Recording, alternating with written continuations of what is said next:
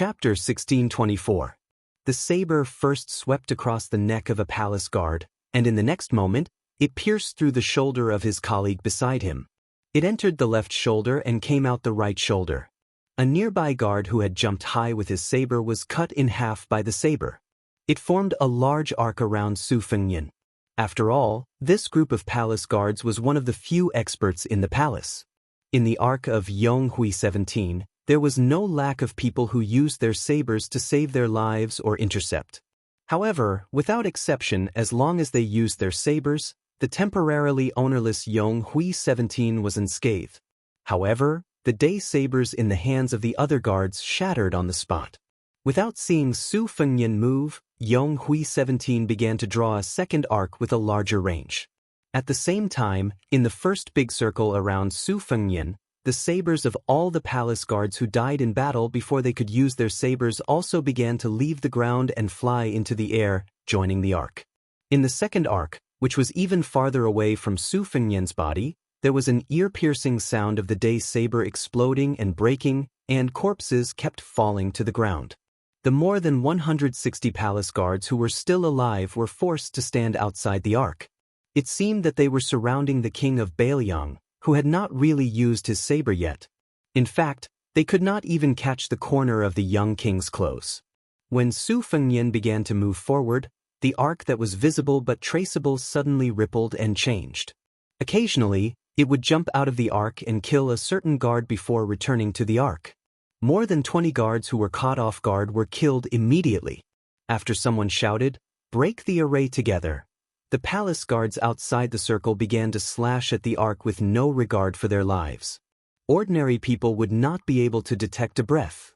For an ordinary martial artist who had reached a high level in martial arts, a single breath was like a raindrop falling on the roof, disappearing as soon as it touched the ground.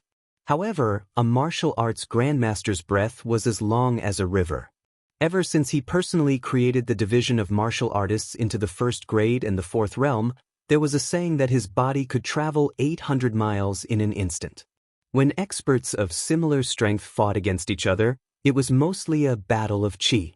Whoever had a longer breath would often be in an invincible position, and whoever had a shorter breath would be able to seize the fleeting opportunity faster, thus resulting in life and death for the other party. No matter what, the rest of the imperial guards found that they could not let the young king continue to finish everything in one go comfortably. Su Fengnian continued forward, ignoring the imperial guards who were trying their best to break the formation. He turned his head and looked at Su Yanbing, who was holding the instant spear. The latter smiled and nodded. Su Yanbing's accompanying this time was not to help kill people, and was not even to help Su Fengnian block the armored cavalry at the two ends of the street. These people would all be left to Su Fengnian, who had reached a new level in the Maui Post Station, to deal with himself. But before Su Fengnian entered the Imperial Astronomer, he would hold back 2 people and 2 formations. Su Fengnian was today in Great Peace City. Just like when Wang Xianxia was standing in Martial Emperor City. This kind of state of mind was related to the level of martial cultivation, but at the same time, it was not very related.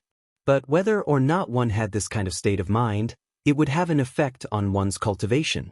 Previously, Su Fengnian had truly managed to fight 1 against 2 people at the last moment of Maui. This had already explained everything. At the time, Chao Changqing, Luo Yang, Wu Jian, Xianyuan Qingfeng and the others had done it intentionally. Dong Tai, Chen Zhibao, Yu Groom, Chai Qingshan and the others had done it unintentionally. On the empty street, Su Yanbing lightly inhaled, the shaft of the spear in his hand trembling. This man who had always been seriously neglected in the Liang dynasty and the Jianghu of the Central Plains, a middle-aged martial artist who had never been heard of, who had never left Bailiang's territory, and who did not have many illustrious battle records, raised his head to look at the heavenly connecting platform of the Imperial Astronomer. Qin Jibao, Xie Guining, who will come first? Or together? On the heavenly connecting platform, Xie Guining said helplessly, "Of the 2 of us, the one who can fight, you are not willing to act, the one who can run, I can't run right now. What should I do? My head hurts." Chen Jibao said indifferently, "There are 2 big arrays in the Imperial Astronomer, the one on Dragon Tiger Mountain can be used to imprison Su Yanbing. Xie Guaniying sighed. Although there are more than 60 imperial jade seals in the spring and autumn period, and the influence of Duke Yanxing's presence is not big, but without the big array on Dragon Tiger Mountain to reduce Su Fengnian's strength, the effect will be very different. The most important thing is that you are not willing to act. Chen Zhibao interrupted the words of the ambitious scholar. You should know that Su Fengnian came here to do something that I would have done in the future. I'm just standing here, and that's already giving you a lot of face. If you want to take the opportunity to destroy Beiliang's fate, then do it with your own ability. Xie Guaniying said self-mockingly, I know. Our cooperation is like asking a tiger for its skin. I Xie Guaniying know it in my heart. At this time, Jin Sinan, who had been the leader of the Qi cultivators in the north for 20 years, suddenly ran into the Tongtian platform, looking anxious. Xie Guaniying frowned, his fingers quickly pinched in his sleeves, and said to himself, It is not strange that Duke Yanxing suddenly left the capital, but other than that, what other big changes can there be?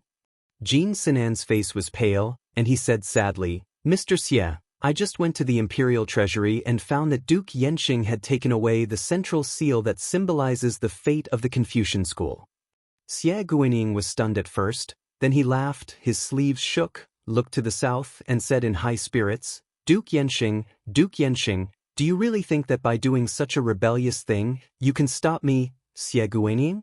You are just trying to be clever and make a fool of yourself. You're just a bunch of stubborn scholars. On the post road, in a simple carriage from the north to the south, a middle-aged Confucian scholar and a little attendant were sitting in the carriage. The little attendant looked at his teacher, who was fidgety for the first time, and could not think of anything in the world that could make his teacher feel uneasy. Finally, the little attendant could not help but ask curiously, Mister, what's wrong? Before the teacher could give an answer, the little attendant thought that he had found the answer, and he grinned. Could it be that you are not acclimatized to the capital and have a stomachache? The middle-aged Confucian scholar had a small wooden box with simple carvings on his knees. After hearing the little attendant's teasing, he remained calm. The little attendant was worried, and he asked with a bitter face, Mister, are you worried about the world's affairs? Can I share your worries? Soon, the little attendant sighed heavily and said, Of course not, I don't even have scholarly honors now. The middle-aged Confucian scholar smiled and said, Everyone is responsible for the rise and fall of the world. Whether or not one has the ability is secondary, whether or not one has morals in one's heart, it comes before one's ability. The little attendant's face still did not look better. I have read so many sages with you, of course I know these principles. The Confucian scholar smiled and said, This time you have to accompany me to the capital. In the end, you want to slack off on your homework and study for me. The little attendant said, Oh, and began to read aloud the 10 family precepts that the teacher had summed up with his life's efforts. The teacher's family precepts were the family precepts of all the scholars in the world. Inside and outside the carriage, the sound of reading was loud. The middle-aged Confucian scholar began to close his eyes and concentrate. A scholar listened to the sound of reading. When you see a virtuous person, you should follow him. When you see a virtuous person, you should reflect on yourself. Do not do to others what you do not want to be done to yourself. I reflect on myself 3 times a day. When the little attendant read the last sentence of the 10 precepts, a scholar must be resolute. The burden is heavy, and the road is long. The middle-aged Confucian scholar followed and said, A scholar must be resolute. The burden is heavy, and the road is long. Then he suddenly opened his eyes and patted the little attendant's shoulder. His eyes were firm, and he slowly said, Because the burden is heavy and the road is long, we scholars should remember one thing more. A scholar must be resolute. The little attendant did not know the inside story, but he nodded hard. It was the middle-aged Confucian scholar of the current Duke Yanxing. He smiled and opened the box. It was empty. The Duke Yanxing said softly, Su Fengnian with you, Beiliang, fighting to the death in front, the central plains will be resolute behind. Chapter 1625. The top Qi cultivator in the north, Jin Xing, stood beside Xie Guaniying and Chen Zhibao. He looked down at the scene outside the gate of the Imperial Astronomer. Looking at the young vassal king who was still suppressing his aura despite being trapped in the battle, he suddenly felt generous. Why bother? Since you have already killed your way to the Imperial Astronomer, why don't you give it your all? Jean Exen, as the head of the Imperial Astronomer and the head of the Imperial Astronomer, knew a lot of inside information that even the officials in the capital did not know. For example, the existence of the two big formations was the cornerstone of the battle against top martial artists like Wang Lin and Cao Changqing. Beimang's west capital once had a huge vat that hid a flood dragon, which could be used to search for all kinds of strange phenomena in the human world. The Imperial Astronomer's methods were not bad, or even better. Jean Exen and also knew that this time, in order to target the young man surnamed Su, he could be said to be unscrupulous. In Mr. Xie's plan, the 300 palace guards were not chosen purely because of the combat power of these guards, but because they were closely related to the fate of the Zhao family in Liang. In particular, he persuaded the current emperor to allow the 1,200 heavy cavalry trained by Ma Lilong to rush into the capital in hopes of wearing down Su Fengnian's own fate. As the top Qi diviner, Jean Exen knew about fate and fate. It seemed illusory, but in short, it was the will of the people. It was the power of heaven and earth. On the contrary, it was no longer the fate of heaven. It was the fate that heroes were not free, and everything came to an end.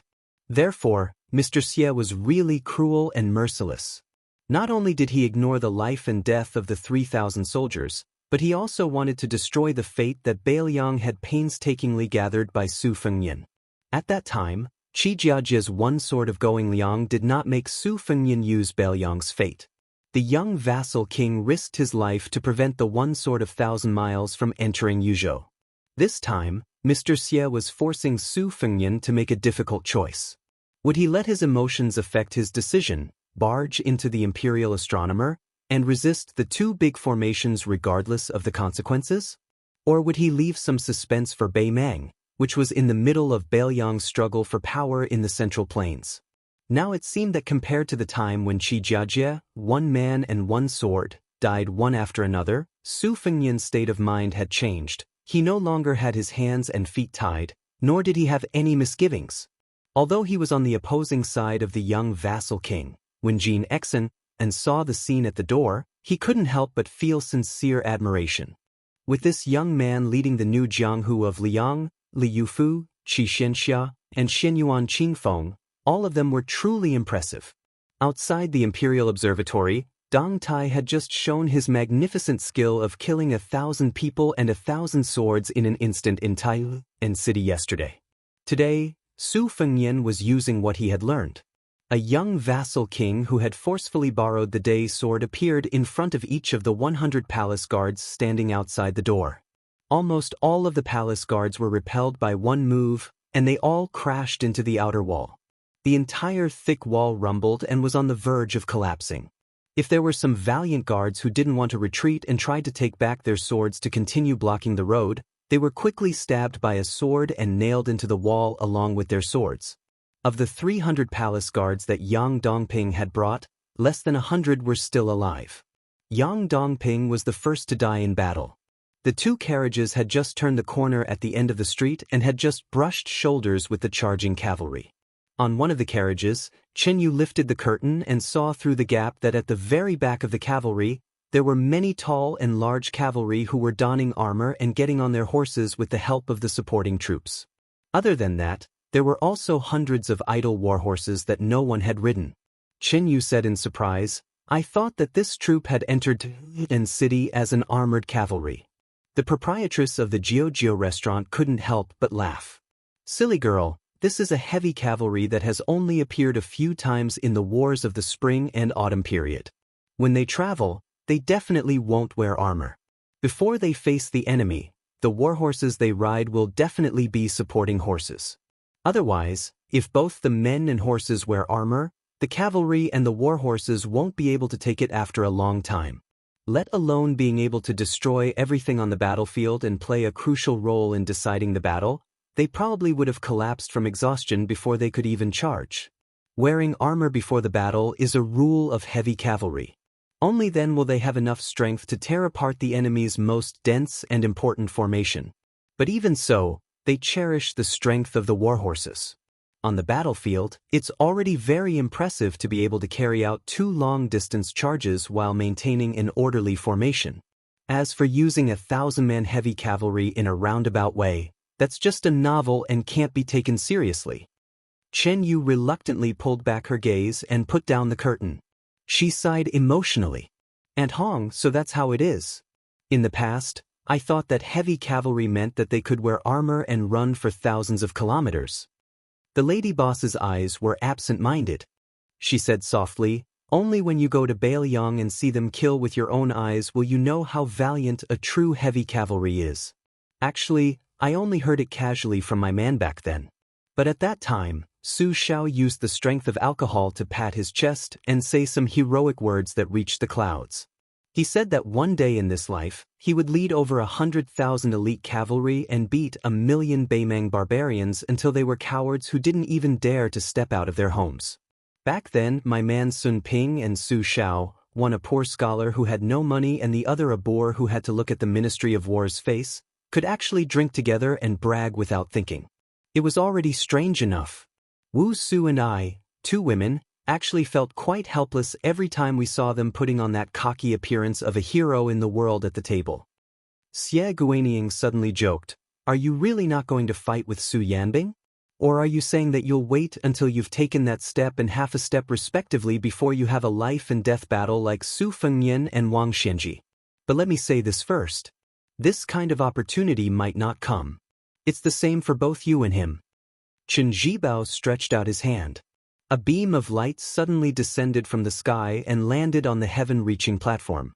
Chapter 1626. Chen Zhibao held the plum wine and pulled it out gently. His figure flashed and disappeared. Even though Jin Exing had ascended to the great celestial state, he still couldn't help but take a step back when the long spear landed on the ground.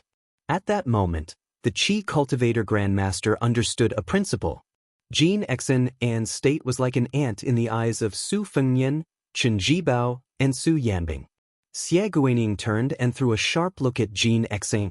The latter calmed down and nodded. He went downstairs in his white robe. In a hidden attic of the imperial astronomer, the northern prime minister of the Liang dynasty, Wu Lingsu, who was wearing a purple-gold robe, followed Jin Exing and into the building. The 2 straightened their clothes and took an incense stick from the hands of 2 old Daoists who had been guarding the building for many years. They walked to a table carved from red sandalwood. On the table, there was an ancient incense burner. There was an incense stick as thick as a child's arm in the burner all year round. The incense stick burned continuously.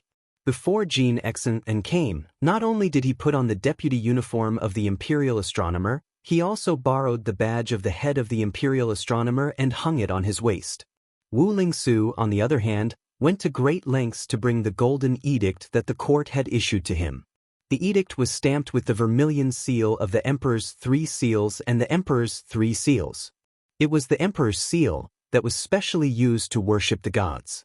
Jin Exing and Wu Lingsu put the incense sticks in their hands on the left and right sides of the burner respectfully. The 2 spoke at the same time. Jin Exing folded his hands and looked straight ahead. He said in a low voice, "Enforcing justice on behalf of heaven." Wu Lingsu looked down and bowed. "To suppress the 4 barbarians." The wall behind the burner was shrouded in layers of smoke. One could vaguely see solemn portraits that were as tall as real people hanging on the wall. As Jin Exing and Wu Lingsu finished speaking, the thick smoke gradually dissipated. The portraits that didn't reveal themselves started to show their true faces. They didn't reveal their true faces.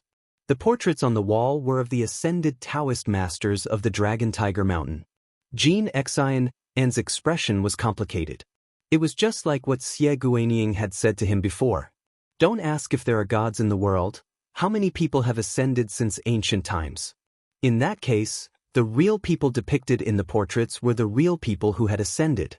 They were either riding dragons, cranes, or phoenixes. People only knew that the celestial masters of Longhu Mountain and the Zhao family of Liang had the same surname. However, the history between them could be traced back to the founding emperor of Liang.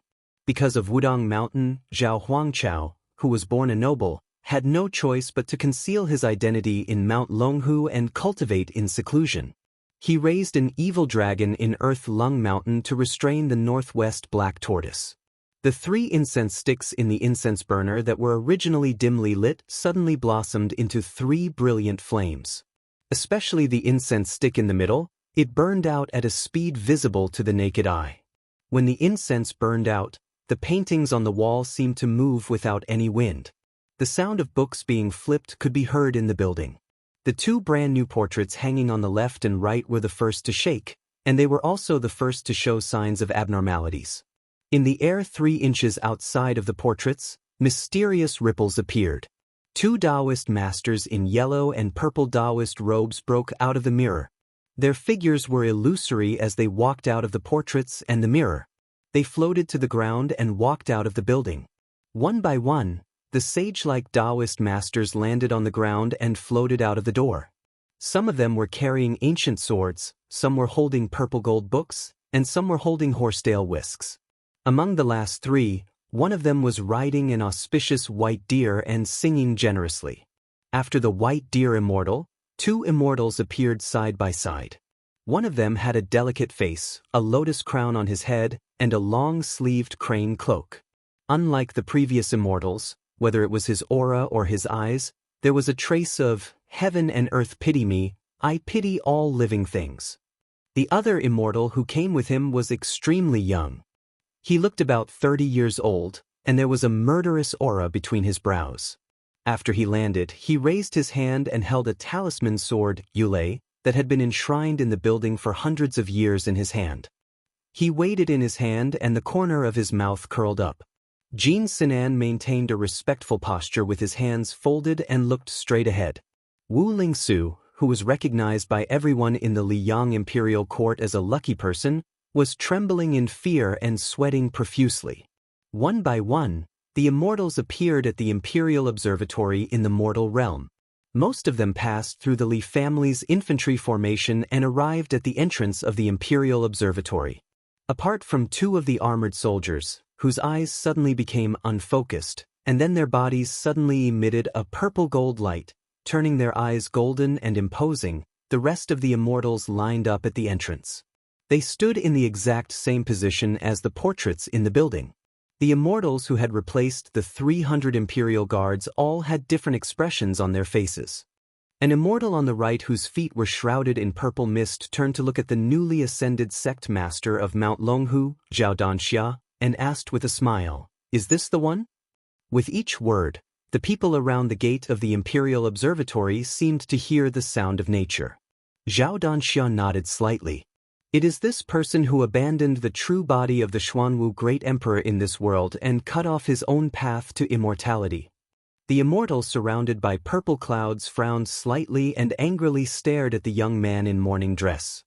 He rebuked, "Treacherous." On the far left, the old perfected master Zhao Shi, who had ascended with Zhao Danxia, was also talking to a grandmaster beside him. When the latter heard that it was this person who had blocked Zhao Huangchao's path to immortality, he was furious. Flying swords formed a formation around him and he softly shouted, "How dare you!"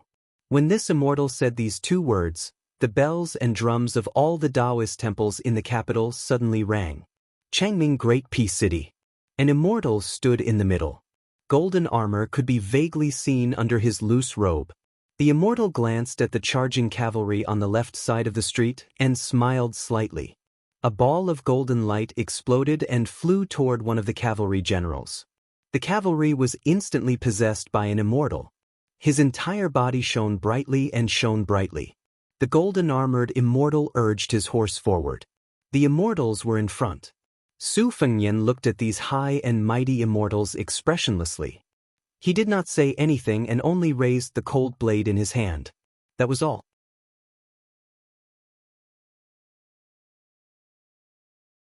But at that time, the immortal's face was blurred, and Baoyang Prince invited the more magnificent Zhenwu Great Emperor Dharma image, which immediately broke Zhao Ningxin's invitation.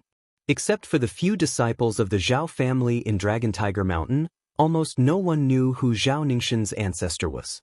Compared with the other 3 immortals who came down from Dragon Tiger Mountain who were aggressive, the sword-carrying immortal faced the young king with a complicated look in his eyes. There was no anger on his face. He seemed to not see that the golden-armored immortal had already charged at the king of Bailiang. He slowly said, "The father and son of the Su family really can't stop." At the same time, the golden-armored general who was possessed by the immortal had already arrived. When he was 50 steps away from Su Fengnian, he reached out his hand and casually grabbed in the air. A golden spear surrounded by purple lightning appeared in his hand. The spear body was engraved with obscure Daoist cloud patterns. The golden-armored immortal shouted and thrust the spear at Su Fengnian's head. Su Fengnian didn't turn around. He leaned back slightly and dodged the spear. At the same time, he raised his hand and casually grasped the golden spear. Not only were there lightning flashing between his fingers, but his entire arm was shrouded in dazzling golden light and purple clouds. After the golden-armored immortal was caught by the spear, his warhorse couldn't move forward anymore. The immortal tried to smash the mortal's head with a sweeping posture, but the spear didn't move at all. Under the shock of qi, the golden armor that symbolized the immortal's heavenly power trembled. Su Fengnian increased the strength of his 5 fingers. The golden spear made a loud bang and was directly broken by him. The golden-armored immortal's dazzling golden colors suddenly dimmed. He angrily shouted, "How dare you!"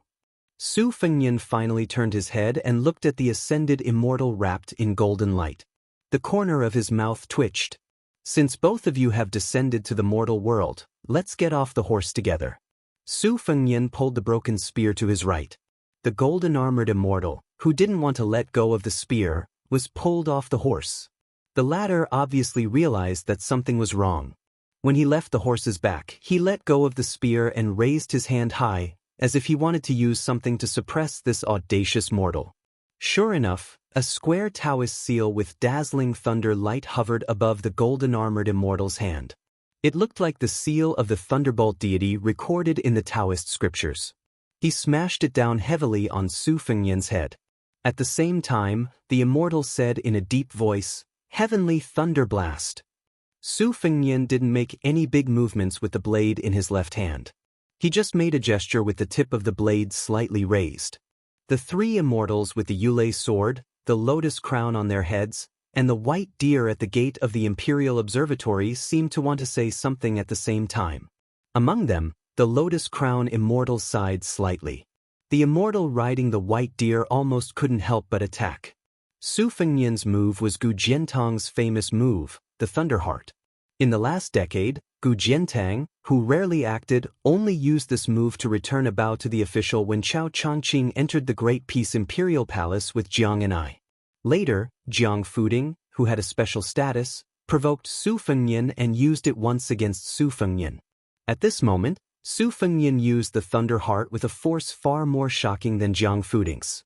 Even Jiang Fuding, who had always been proud of his talent, would feel ashamed of his inferiority if he saw this. The immortal in golden armor was just about to smash down with the Thunderheart seal when his entire body seemed to be struck by lightning.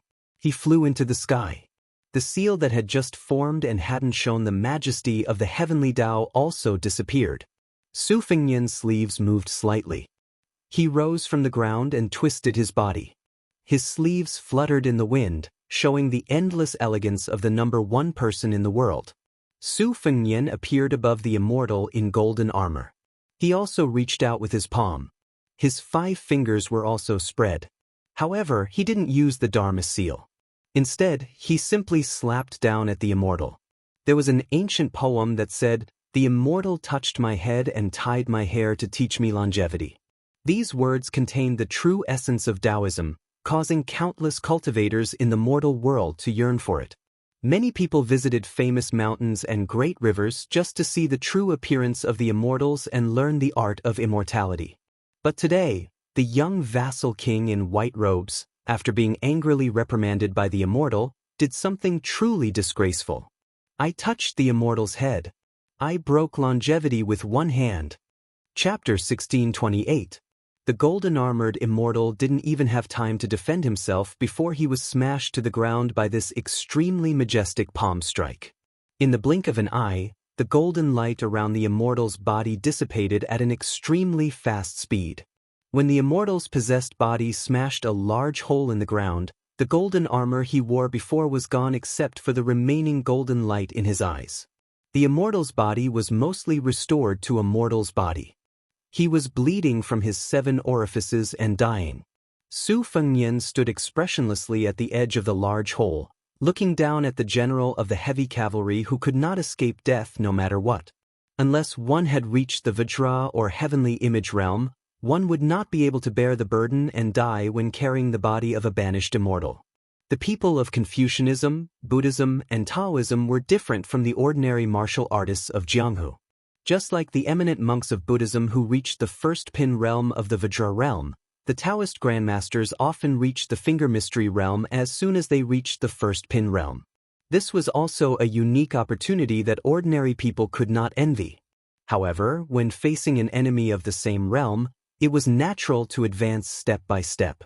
Pure martial artists were better at fighting. For example, the early grandmasters of martial arts like Han Xingxian and Xianyuan Pan could kill 2 or 3 of them without any suspense, let alone an eminent monk of Vajra realm or a Zhenren of finger mystery realm. Therefore, on the path of cultivation, there were fast and slow, and there were gains and losses. It all depended on how one chose. But generally speaking, everyone had their own opportunities. Jiang Ni's swordsmanship improved by leaps and bounds. Xianyuan Qingfeng had a series of fortuitous encounters and achieved great success in martial arts. Zhao Ningxin's failure to invite the deity was a blessing in disguise. Jiang Fuding, whose state of mind was damaged, opened a new path after hitting the tide. Chen Jibao even reaped the benefits of the fishermen several times. Xie Guanying and Xianyuan Jingxing could achieve great realms just by reading books. The burly cavalry general was completely dead. Then, a bright white rainbow rose from the large hole and swiftly swept toward the sky. I came from the sky, I will go to the sky. What can mortals do to me? It was a pity that he met Su Fengnian who had killed celestial beings and sky dragons. In the past, the Taoist great immortal Zhao Xuanzu, who had returned to simplicity, appeared in the world with a young face. He almost escaped Li Chungang and successfully killed Su Fengnian. However, even though he was killed by the flying sword of the peach blossom sword god Dong Tai, he still viciously attacked Su Fengnian before his death. The Taoist great immortal Zhao Xuanzu. He met the Dong Tai who had traveled thousands of miles to borrow a sword and set sail to visit immortals. Even Zhao Xuanzu, who was only a hair's breadth away from becoming an immortal, couldn't escape.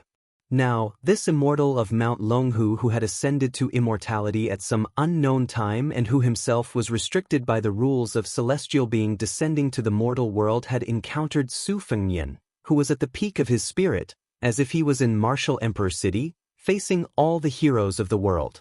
Before Su Fengnian had made his move, many of the immortals gathered at the gate of the Imperial Observatory were simultaneously furious. The flying sword immortal standing next to Zhao Shi was even more furious. When his thunderous voice rang out, "How dare this brat?" the immortal had already disappeared without a trace. In the next moment, many of the immortals near the left and right raised their heads to see this scene. They were somewhat shocked.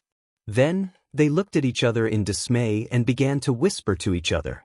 It turned out that after the flying sword immortal blocked Su Fengnian's attack, the streak of white light was still cut in half by a bolt of thunder square that appeared out of nowhere. From then on, it dissipated between heaven and earth. Not far away, the 2 cavalry troops that had already begun their charge had no choice but to stop their warhorses. Then, they unwillingly turned around and retreated from the battlefield. Even though they were the greatest killing machines on the battlefield, they didn't dare to act rashly when 2 groups of immortals were fighting in front of them. In front of Su Fengnian, thousands of purple gold flying swords poured down like a torrential downpour. Following closely behind was the immortal who was riding on a huge flying sword. He put 2 fingers together in front of his chest and uttered a mantra. Su Fengnian took a step forward and a step back. His knees were slightly bent. He held the blade in his left hand and pointed the tip of the blade slightly upward. He pointed the blade at the immortal who was riding on the sword. His right hand also put 2 fingers on the side of the blade and said softly, "Break the formation." Without the majestic flying swords sprinkling down like rain, without the majestic Daoist mantra, Su Fengnian simply raised his blade and said 2 simple words. A green upstanding qi, like a swimming dragon, directly broke through the dense sword formation that was falling from the sky and crashed into the immortal who was riding on the high ground. The immortal's expression changed dramatically as he made a gesture with his fingers. A crystal-clear tablet floated in front of his chest. The tablet was the most popular item in the imperial court of Dafeng dynasty. Now that the Liang dynasty had unified the spring and autumn period, it was gradually abandoned. According to the laws of Dafeng dynasty, the emperor used jade tablets, the vassals used ivory tablets, and the scholar officials used bamboo tablets. Because Dafeng dynasty worshipped Elder Huang, they specially granted the Daoist who was conferred the title of Immortal to use jade tablets. However, in the Dafeng dynasty, there were only a handful of Daoist priests who were conferred the title of Immortal. According to historical records, there were a total of 8 immortals in Dafeng. Unlike the Liang dynasty, the previous emperors of Dafeng dynasty worshipped Wudong and demoted dragon and tiger, so the 7 immortals came from Wudong Mountain. Only one Daoist priest of Dragon and Tiger Mountain, Zhao Jingzhen, was conferred the title of Immortal Dong Su. In the last years of Dafeng dynasty, this famous immortal of Dragon and Tiger Mountain had various legends of riding a sword in the sky. Presumably, the immortal sword who returned to the mortal world this time was the immortal Dong Su, Zhao Jingzhen, who was rumored to have ascended with 1 foot on a sword and the other on a tablet during the last years of Dafeng dynasty. After the jade tablet appeared, it came and went in a hurry. The green upstanding qi and the pure white jade tablet collided with a loud bang, causing a strange phenomenon that seemed to shake heaven and earth. Not to mention the Li family's armored soldiers and the cavalry on the street couldn't help but cover their ears in pain. Even the sleeves of many immortals began to flutter backward. Under the head-on collision, the jade shattered. The green upstanding qi, wrapped in wind and thunder, shattered the jade tablet and pierced through the immortal's body into the sky. The sound of wind and thunder lingered in the air. It echoed in the sky for a long time. Immortal Zhao Jingzhen's outcome was the same as the golden-armored immortal from before. Immortal Zenrens were not immortal. Without the support of their masters, the rain of swords instantly disappeared. For a moment, heaven and earth were clear. The 2 immortals had no power to fight back. Su Fengnian turned to dust with a snap of his fingers. The immortals looked at each other. There was no fear on their faces, only anger. No less than 30 immortals floated out together. Su Fengnian laughed softly and said, "So what if you have more people?" Facing a group of immortals, I am very familiar with the situation. I have not traveled the Jianghu 3 times for nothing. Su Fengnian did something that the immortals found inconceivable. He sheathed his saber. He opened his arms and suddenly raised them up. Rise. The 2nd year of auspicious talisman. There was a rain of swords in Great Peace City. The 2nd year of auspicious talisman had yet to enter winter. There was another rain of swords in Great Peace City. That time, they fell from the sky. There was a suspicion that the thunder was big but the rain was small. Hundreds of thousands of flying swords fell in the rain but did not hurt anyone. Earlier, when they landed and seemed to dissipate, they had quietly gathered near the imperial astronomer. This time, from the ground to the sky. If they wanted to kill, they would kill immortals. More than 30 immortals that rushed forward. In an instant, it was as if they had stepped into a pool of lightning, all disappeared in the rain. And the young king still had the leisure to talk to himself. Technical work, can't reward. Chapter 1629. The Qi cultivator Jin Exi and the great Jinren Wu Lingsu did not leave the small building. Although Wu Lingsu used unorthodox methods to obtain the identity of a living immortal, Wu Lingsu had always been clear about his own abilities. He did not forget himself just because his life in Tai and city was smooth sailing. This was not because Wu Lingsu's willpower was good, but because there was that tigress at home watching over him. Every time before he could be satisfied, he would be doused with cold water. It was hard not to wake up. It must be known that the red talismans on the doors of the palace to welcome the new and greet the old all came from that woman's hand. He, Wu Lingsu, was just pretending to take out his sleeve and stick it on. At this time, when Wu Lingsu thought of the request she had made not long ago, his body couldn't help but tremble and sweat poured down his back. Did he really have to be a servant of two surnames? Accurately speaking, he wasn't a servant of two surnames, he actually had the same surname. But the struggle of the same surname in the family of the emperor, the quarrel between brothers, the degree of bloodshed was even more terrifying than the internal strife in the imperial court. If she could guarantee the continuation of the Wu family's prosperity and ensure that the only son, Wu Shizhen, could inherit the title of Minister of Yue, then it was fine. But if he did as she said, the wealth in his hands was not small, but the risk was also greater. Wu Lingsu was trembling with fear. If it was before today, he still felt that the Zhao family of Liang could stick a protective talisman on his head. The heavens were high and the emperor was far away, not to mention a vassal king far away in the northwest. But when that young man killed his way to the city and even directly to the imperial astronomer, great Jinren Wu had to think carefully. Jin Exen and did not look into Jinren Wu's loss of composure. He only treated it as a fake immortal meeting a real immortal and was worried that the Wu family's position in the Liang imperial court would not be maintained. Besides, Jin Exen was too busy to pay attention to a puppet of 2 generations of emperors. Jin Exen raised his head and looked at the portraits on the wall. The portraits were still intact, but many of the people in the portraits had disappeared. This was a huge blow to the Qi cultivator grandmaster who wanted to become an immortal on land and then ascend before the gate of heaven closed. Since ancient times, the people who cultivated Dao believed that those who ascend would have eternal life. But if even immortals could die, then if he helped Xie Guanyin do evil, even if he ascended, could he really escape the cycle of heaven? It was easier to become an official if one had connections in the imperial court. Wasn't it the same if one wanted to become an immortal? Why did the celestial master mansion of Longhu Mountain have people ascending from generation to generation after Dafeng, while the Wudong Mountain, which was also the ancestral court, was dying? If Ancestor Lu had not entered the gate of heaven, would things have been completely different with Ancestor Lu Dongshuan's ancestral shadow? With Huang Manshan and Wang Chongluo's profound cultivation, wouldn't ascension be within reach? How could there be no immortals in the blessed land for 400 years? Compared to Wu Lingsu's fear and Jin Exen's absent-mindedness, the 2 elderly Taoist priests who were responsible for offering incense all year round looked haggard. One of them leaned against a pillar, his eyes unfocused. One of them knelt on the futon devoutly, silently chanting mantras.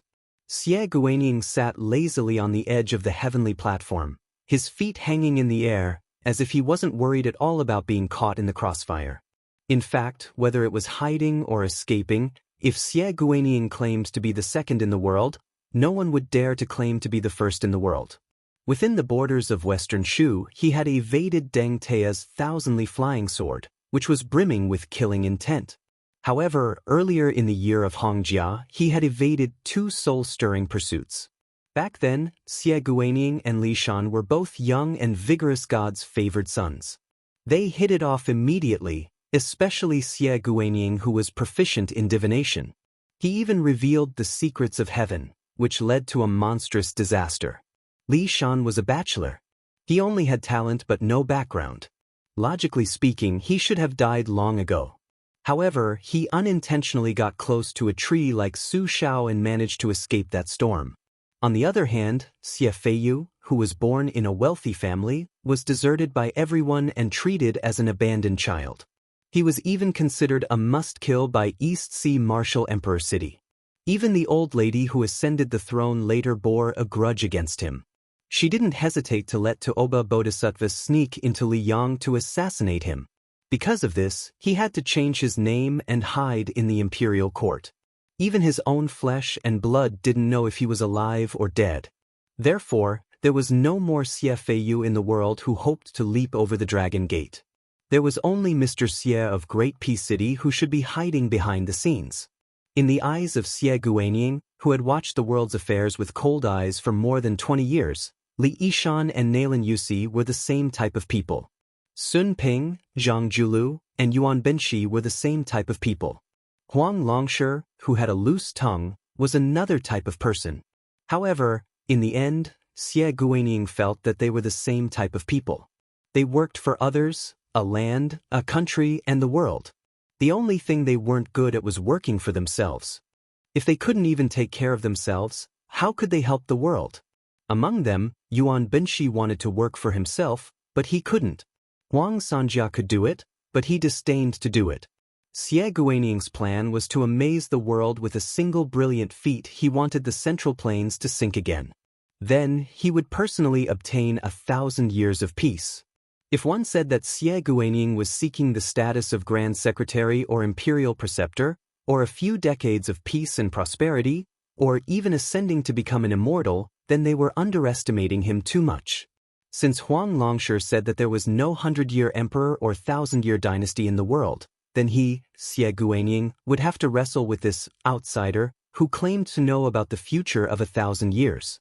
Xie Guanying suddenly felt a little lonely. The old faces and acquaintances had almost all left these years.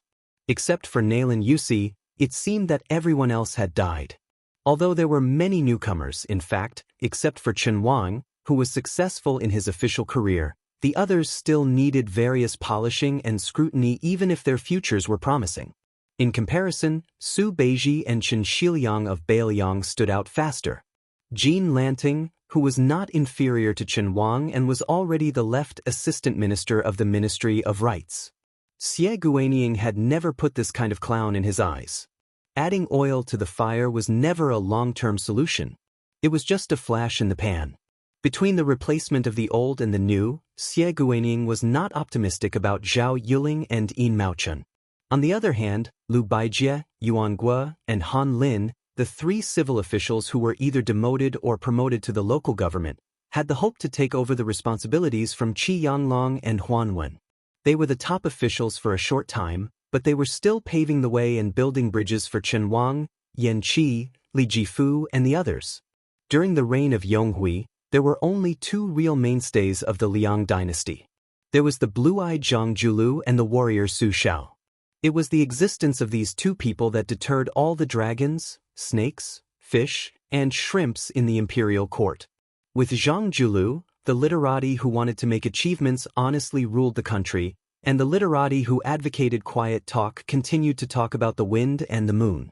With Su Shao, Chen Zhibao could not leave Western Shu, Chao Changqing could not restore the country, Yan King Zhaobing did not dare to march north with great fanfare, Gu Jiantang could only be the governor of Liao province, and Beimang's army did not dare to march south.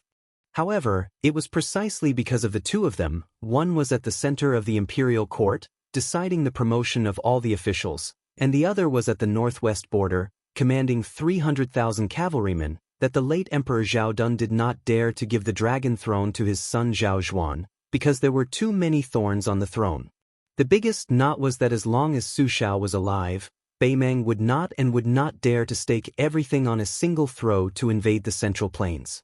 Bailiang could substitute defense for war, allowing Liang to prosper day by day, and its national strength to gradually increase, restraining and dragging Beimang to death. However, if they took the initiative to march north into the desert, firstly, Bailiang's chances of victory were not high, and secondly, Zhao Dun would not dare to do so. Su Shao would not rebel, but once the northern expedition went smoothly, and Crown Prince Su Fengnian established his prestige in the northern expedition, would Su Shao have the idea to give his son a higher position than the vassal king's throne? Even if Su Shao would not do so, would Su Fengnian take advantage of the situation to rebel because of the white clothes case in the capital? Even if the Su family only conquered half of Beimang, with the vast territory of the southern dynasties as strategic depth and abundant supplies, how could Liang resist the battle-hardened Bailiang cavalry? When the time came, when the wind and rain were tossed about, would the new emperor, Zhao Zhuan, who did not have much prestige to speak of, really be able to rely on the eloquence of the civil officials of Tai and city to stop Bailiang's cavalry?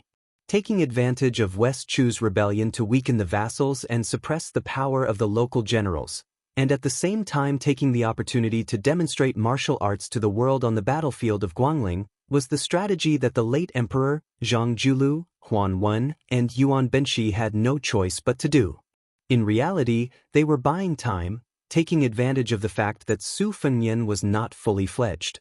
Even if West Chu did not rebel, Liang would still force Chao Changqing to rise in rebellion. The imperial court had Gu Jiantang personally oversee the two Liao provinces and Chen Zhibao the vassal state of Western Shu, making an aggressive stance towards Beiliang everywhere. How could a Beiliang that did not have any reinforcements not give Bei Meng, who had been accumulating strength for 20 years, an opportunity to exploit? A chance to take down a Beiliang that finally did not have Su Shao leading the border army? Bei Meng attacking Beiliang had the same meaning as Su Shao winning the Battle of the Western Wall. Although the price was huge, the results were obvious. One battle decided the fate of the country. Looking at it now, the direction of the two dynasties did not change, but there were many deviations.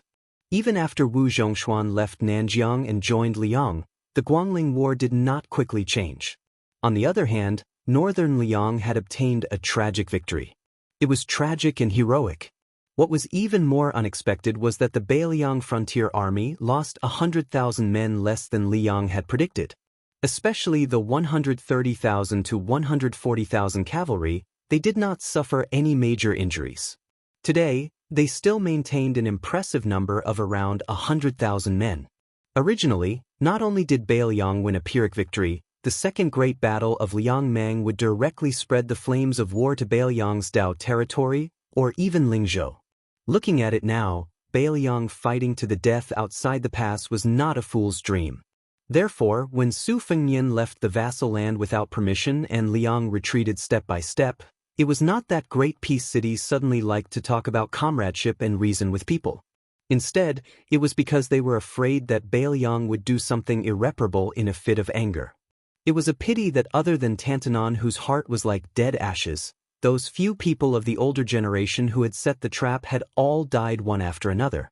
Now, the crucial point was how Grand Chancellor Qi, whom Zhao Dun had high hopes for, would react. Chapter 1630. Before his death, Zhao Zhuan had made many plans, both overtly and covertly. He had planted many foreshadowing in the officialdom, which gave Zhao Zhuan a great opportunity to display his skills after he ascended the throne. So far, it seemed that the young emperor had done a good job. Even Huan Wen, who held a grudge in his heart, was still cautious and conscientious in the new Xiangfu dynasty. There was not much of a gap between him and Qi Yanglong, and he became a mender.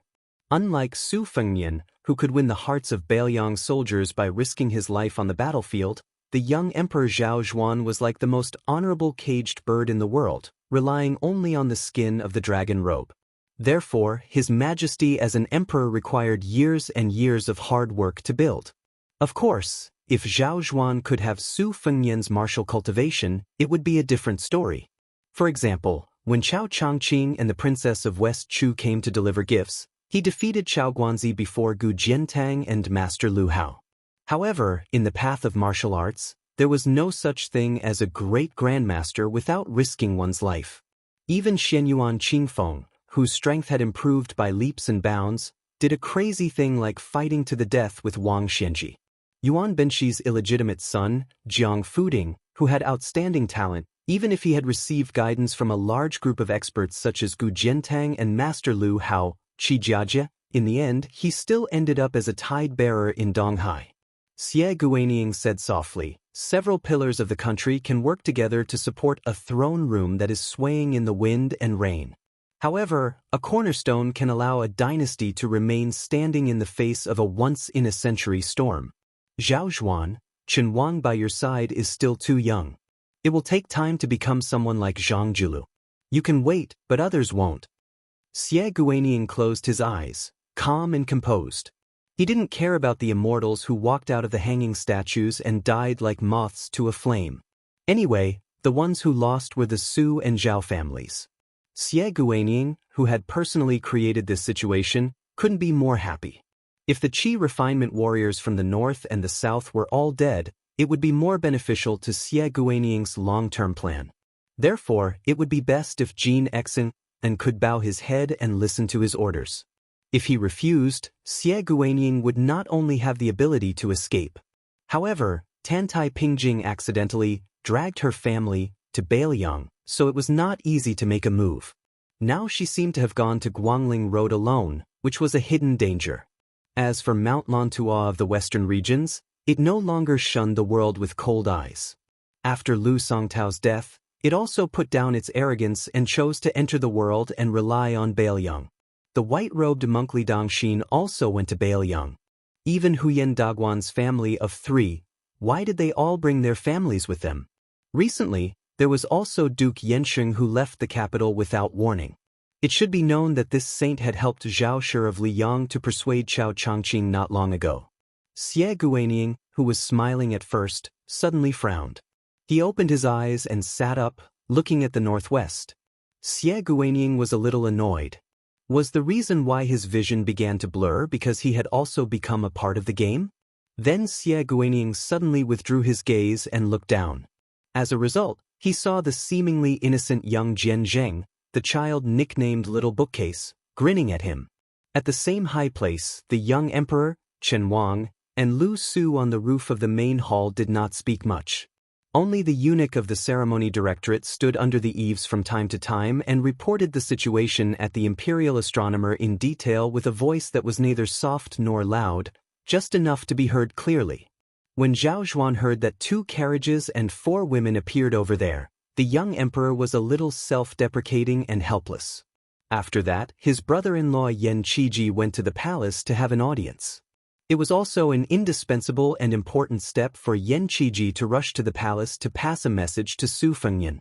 But when Yen Qiji hurried back and knelt under the eaves, the young emperor was obviously a little angry. Even the seal eunuch Song Tonglu was a little nervous. Song Tonglu knew that other than Yen Qiji's identity as a relative of the imperial family, he was also a very special balance. As for the balance in the previous emperor's heart, one of them was the scholar Yen Jieshi. This dual leader of Bailiang's literary and officialdom had betrayed Bailiang and entered the court. Naturally, the previous emperor was very happy and favored the entire Yen family. Yen Jieshi was made one of the 6 palace scholars, and his daughter Yen Dongwu was now the empress. In reality, Jin Lanting was also the same, so his meteoric rise shocked the entire capital. Yao Baifeng was also the same, but this great scholar of Confucianism had leaned toward Bailiang and Su Xiao many times in court. Thus, he was still an imperial college chancellor with high hopes but no real power. As an old acquaintance of Zhang Lu, Yuan Guo was even more pitiful. He had finally come back and become the Minister of Rights. Because he stood on the wrong side of the issues of the transport of grain and the printing of documents, he was quickly sent packing out of Great Peace City. As a scholar, it was important to have strength of character. As a civil official, it was not as important to have strength of character as the scholars imagined. The difference of one word was like the difference between heaven and earth. The emperor and the young master of the Yellow Gate, both of whom had good reputations, were in a deadlock, one high, one low, one sitting, one kneeling. Chen Wang smiled and stood. The young emperor seemed to say in a fit of pique to ignore him, but Chen Wang still walked down the ladder to the ground. He helped Yen Qiji up but did not help him up. Chen Wang did not force him. He stood at the feet of this rising star of the Hanlin Academy. Looking at the tightly closed palace doors, he said softly, "Stand up. The more you kneel, the more useless it is. You cannot sink too deeply into the matter of figuring out the emperor's heart, but you cannot do nothing.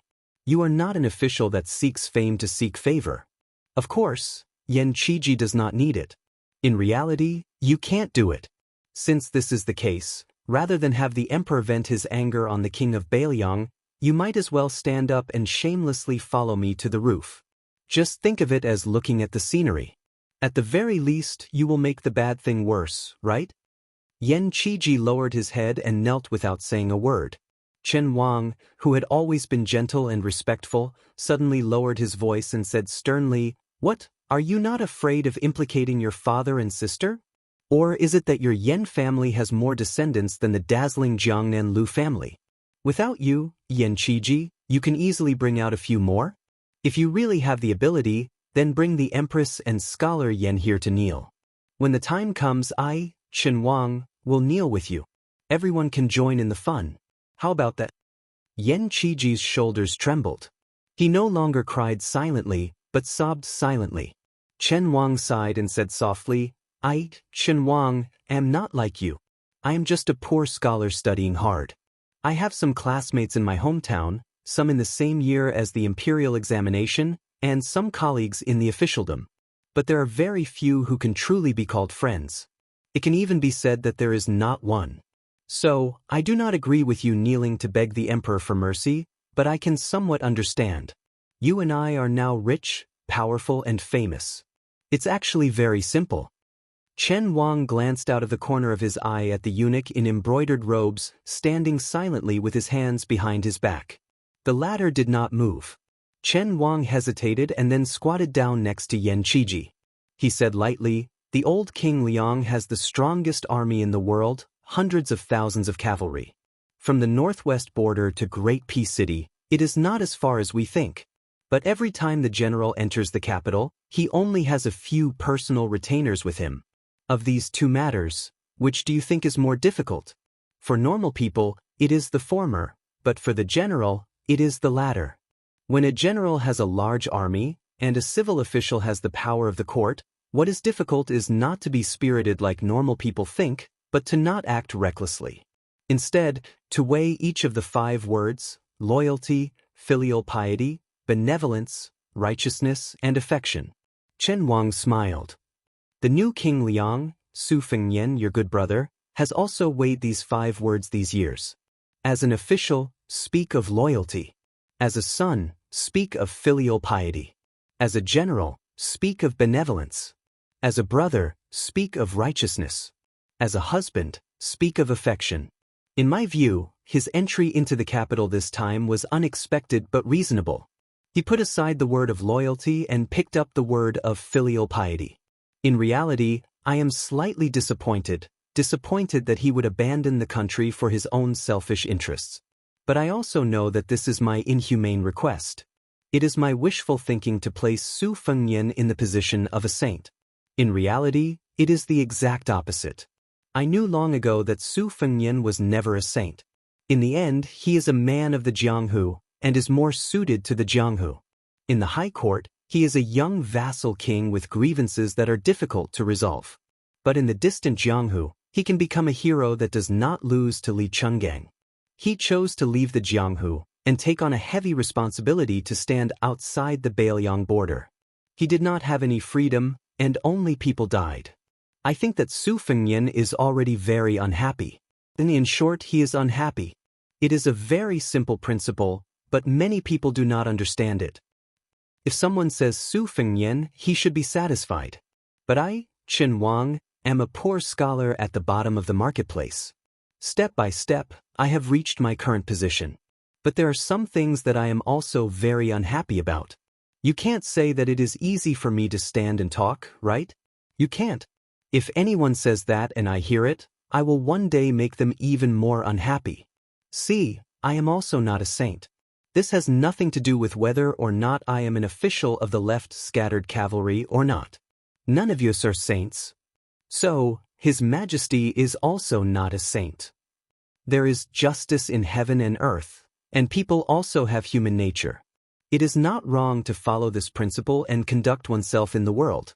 So, because Su Fengnian is Su Zhao's son, it is not wrong for him to come to the capital and go to the imperial astronomer. Because His Majesty is the son of the previous emperor, it is difficult for him to back down. It is also not wrong for him to be unwilling to back down. Since that is the case, you, Xianxia, have already knelt.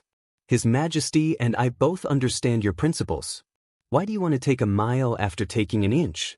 Even the ignorant children in the capital know that kneeling in the imperial court is a simple matter. Being able to stand is difficult. Why don't I take a look and see if there is gold or silver on the ground? Chapter 1631. Xianxia finally wiped his tears and stood up.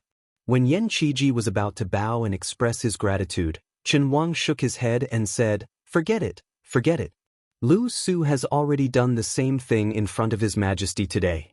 If you do it again, where will His Majesty put his face?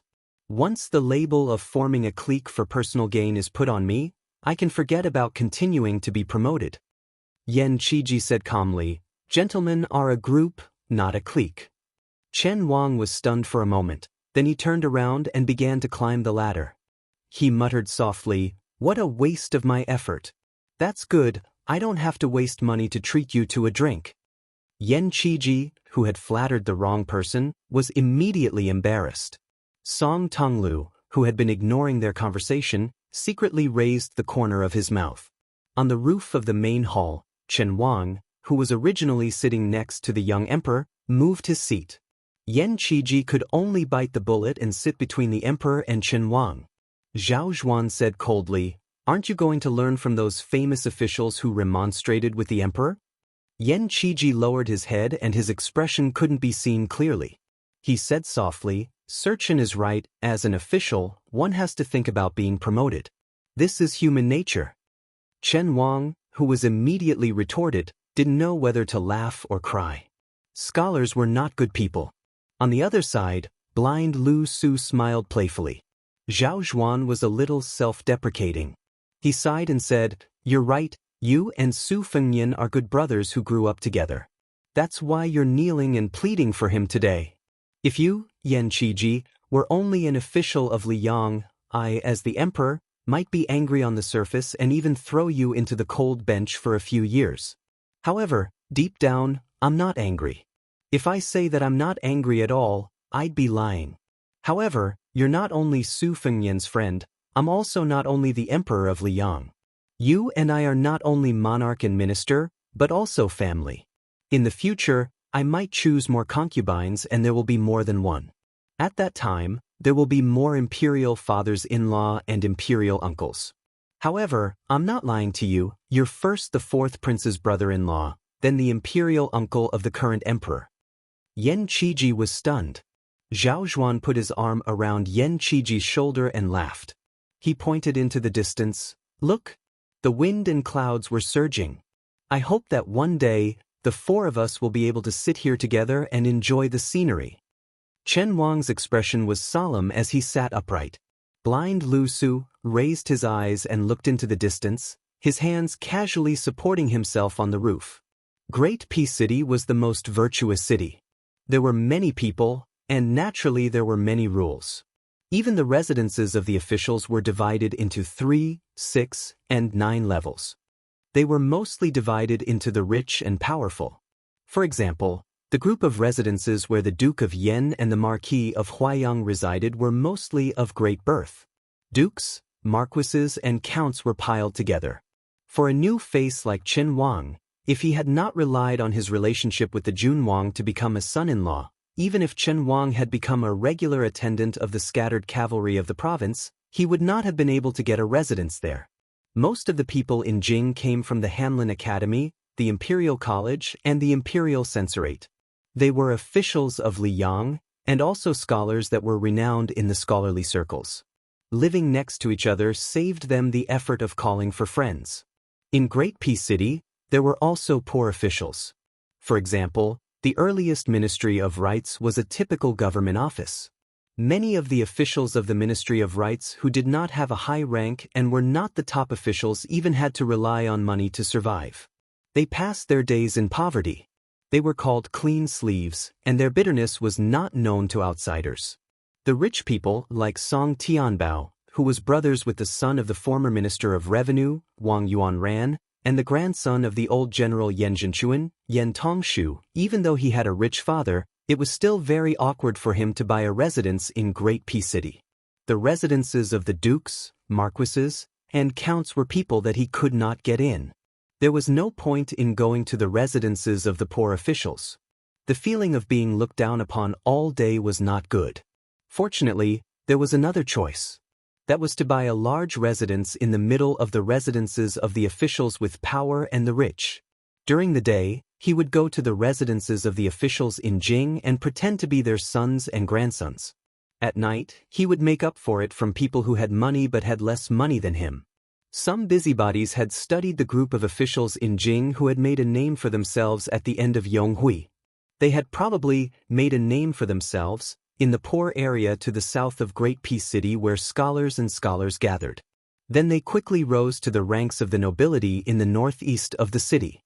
In the end, they went to the east to buy a grand residence. If one day they could move to the west of Jing like Chen Wang and Chen Xiaobao, then their lives would be complete. Not only would they not have any regrets, they would also be able to answer to their ancestors and descendants. With the Peng family at the head, the large and small landowning clans in the north suddenly flooded into the northeast of Great Peace City in the second year of the auspicious talisman. As a result, the residences in this area, which were already worth an inch of gold, became even more in demand.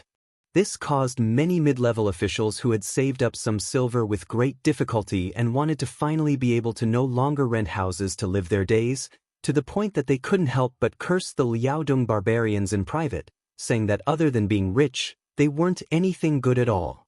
As the most important old power in the northeast of the capital, the officials of the 6 ministries of the Shangshu province didn't have a good attitude toward this either. Their relationship with the new landowning households that moved in was rather estranged. This was also very normal. In the past 20 years, especially after the old Grand Secretary Bai Yan personally presided over the imperial examinations, Liang no longer deliberately supported the scholars of the northern lands in the imperial examinations. As a result, in the previous examinations, the scholars of the southern lands occupied at least 70% of the seats with an overwhelming advantage, forming an extremely clear structure of northern generals and southern ministers. However, in the 10 years after Yong Hui's death before the auspicious talisman, there was no war in the world. Where did the new generals come from? Naturally, there were more and more southern officials in the imperial court. The Green Party, which was known for its unity, was one of the most striking examples. As the great generals of the 4 campaigns, 4 equalities, and 4 towns, who were mostly from the north, died of old age, the northeast of Great Peace City became less and less a place for the northern scholars to speak with their backs straight. If it wasn't for the fact that there was still General of the North, Ma Lulong, left to hold up the facade, and the officials from the south didn't kill him to the last one, the northern officials would have been pushed aside to the point of wanting to die. Thus, the first thing the Peng family did after buying a new residence was to grandly pay a visit to the manor of General of the North. Although it was said that they didn't even see the sickly Ma Lulong, after all, they were personally received by the eldest son of the Ma family, General of Enung, Ma Zhongxian. With the Peng family leading the way, the collective migration of the 2 wealthy families of Liao was quite smooth. The Minister of War, Liu Baijie, had left the capital, and the backbone of the Green Party, Hong Lingshu, had entered the capital. It looked like the Jiangnan powers had entered and left the imperial court without any losses, but in reality, it was clear that they had greatly damaged their vitality. Thus, the large-scale movement of the northern scholars into the capital was very interesting. The doors of the official mansions were higher than the street level. This was a rule that had been followed for hundreds of years. The so-called steps in the officialdom were actually the steps in front of the door. The number of steps was very particular. According to the laws of Liang, first, one had to be of the flowing class. Only then could the number of steps be determined by the rank of an official. A 6th-level official could only build 3 steps, and a 4th-level official could build 4 steps. This meant that this was the case for local governors and ordinary generals with real power. Next, most of the assistant ministers of the 6 ministries, if not specially bestowed, could only build 5 steps. The ministers of the 6 ministries had 6 steps, and very few could build 7 steps. For example, the former Minister of Personnel, Zhao Yuling, and the current Minister of Rights, Sima Puhua, had also received this honor. It was said that on the day the Sima family mobilized a large number of people to build more steps for their mansions, the old minister cried on the spot. What was interesting was that the rare 7 steps in the northeast were rare in the area where Chen Xiaobao and Chen Wang lived. If you didn't have 6 steps, you wouldn't have the face to greet people when you left the house. 7 steps were also very common. Chen Wang's father-in-law was at the 7th step. Even someone like Duke Yan, Gao Shizhi, who was at the 8th step, was not rare. However, All of the officials in the capital knew that the steps in the west of the city were all fake. They relied on the ancestral shadow and the surname of the Zhao family to decorate the face of the court. However, the steps in the northeast were truly exchanged for by the official hats of the two recent generations. The saying, West 7 is not as rare as North 5, was precisely the reason.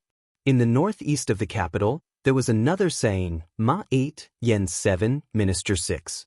It said that most of the official mansions here were only at the 6th step, but the Yen manor was at the 7th step. The Ma manor had the same standard of 8 steps as the vassal states and dukes.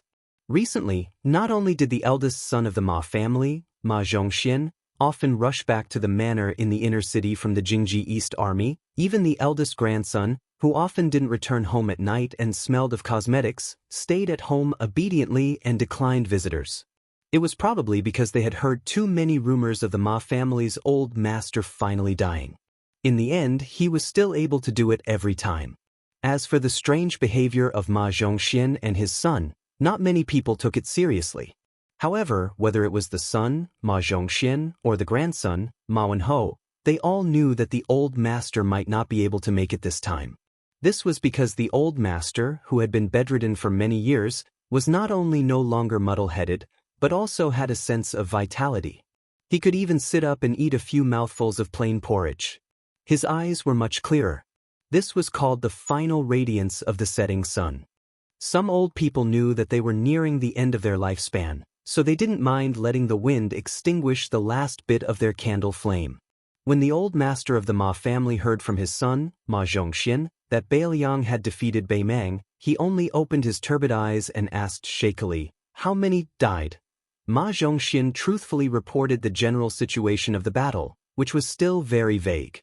However, compared to the officials of the Ministry of War, he was already closer to the truth. Chapter 1632. The first time the old man sat up was when he heard that the young king had entered the capital without permission.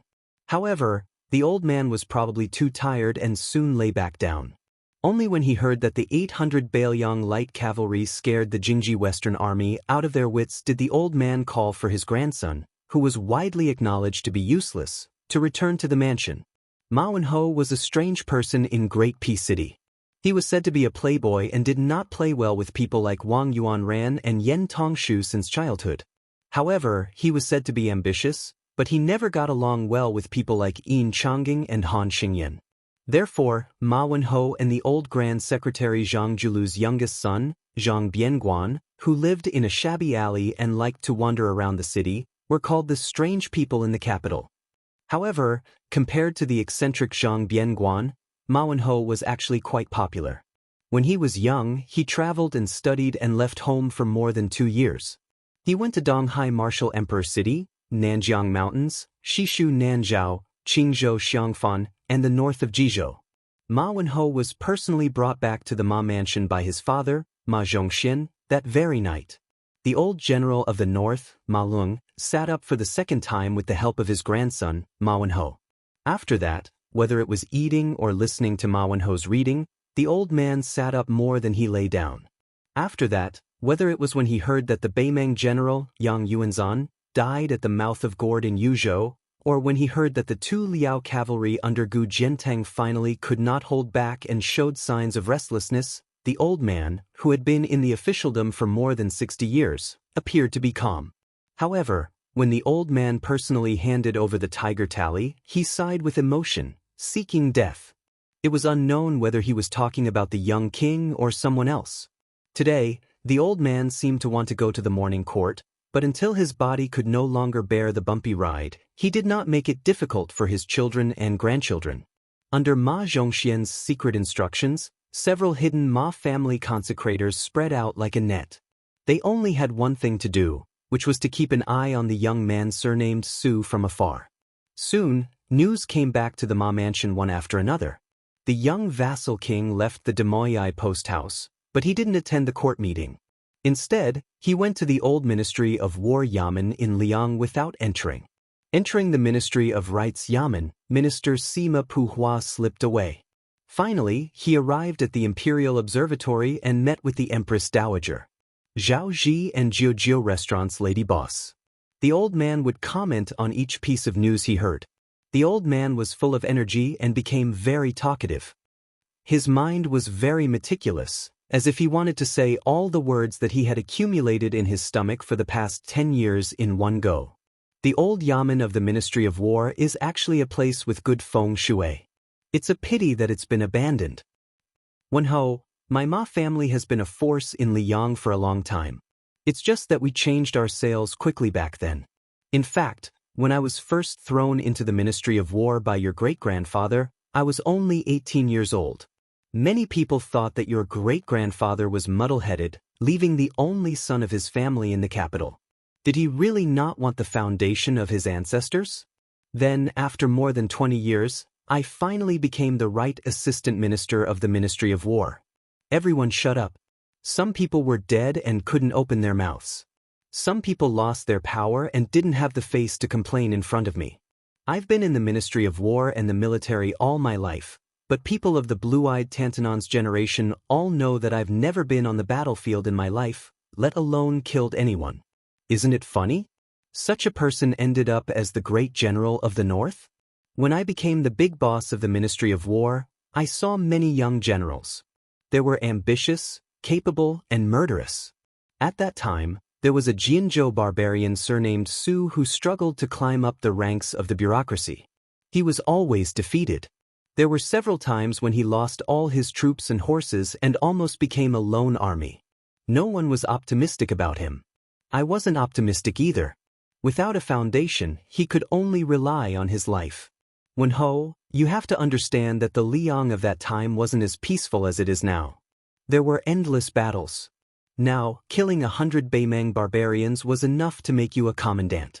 At that time, it was possible for you to kill over 1,000 Dongyue or Northern Han soldiers and still not be able to become a commandant. Otherwise, if you managed to become a commandant with great difficulty, it would become someone else's military achievement the next day. As a result, there was one time when that young man ran to the yamen with his head covered in dirt and face covered in dirt, asking for troops, horses, and provisions from us old fellows of the Ministry of War. No one was willing to pay him any attention, as they felt that he wouldn't be able to make back his capital. In reality, the Ministry of War only had a dozen or so tiger tally that could be used. Otherwise, they would have to mobilize private armies that couldn't see the light of day. If I remember correctly, that day it was raining. That young man from Jinzhou, who only had the empty title of commandant, was standing in the courtyard with a chest of silver at his feet. His back was straight, and one could tell at a glance that he wasn't someone who would ask for help. Just that bit of silver? Did he think that the Ministry of War would transfer 700 to 800 men to him?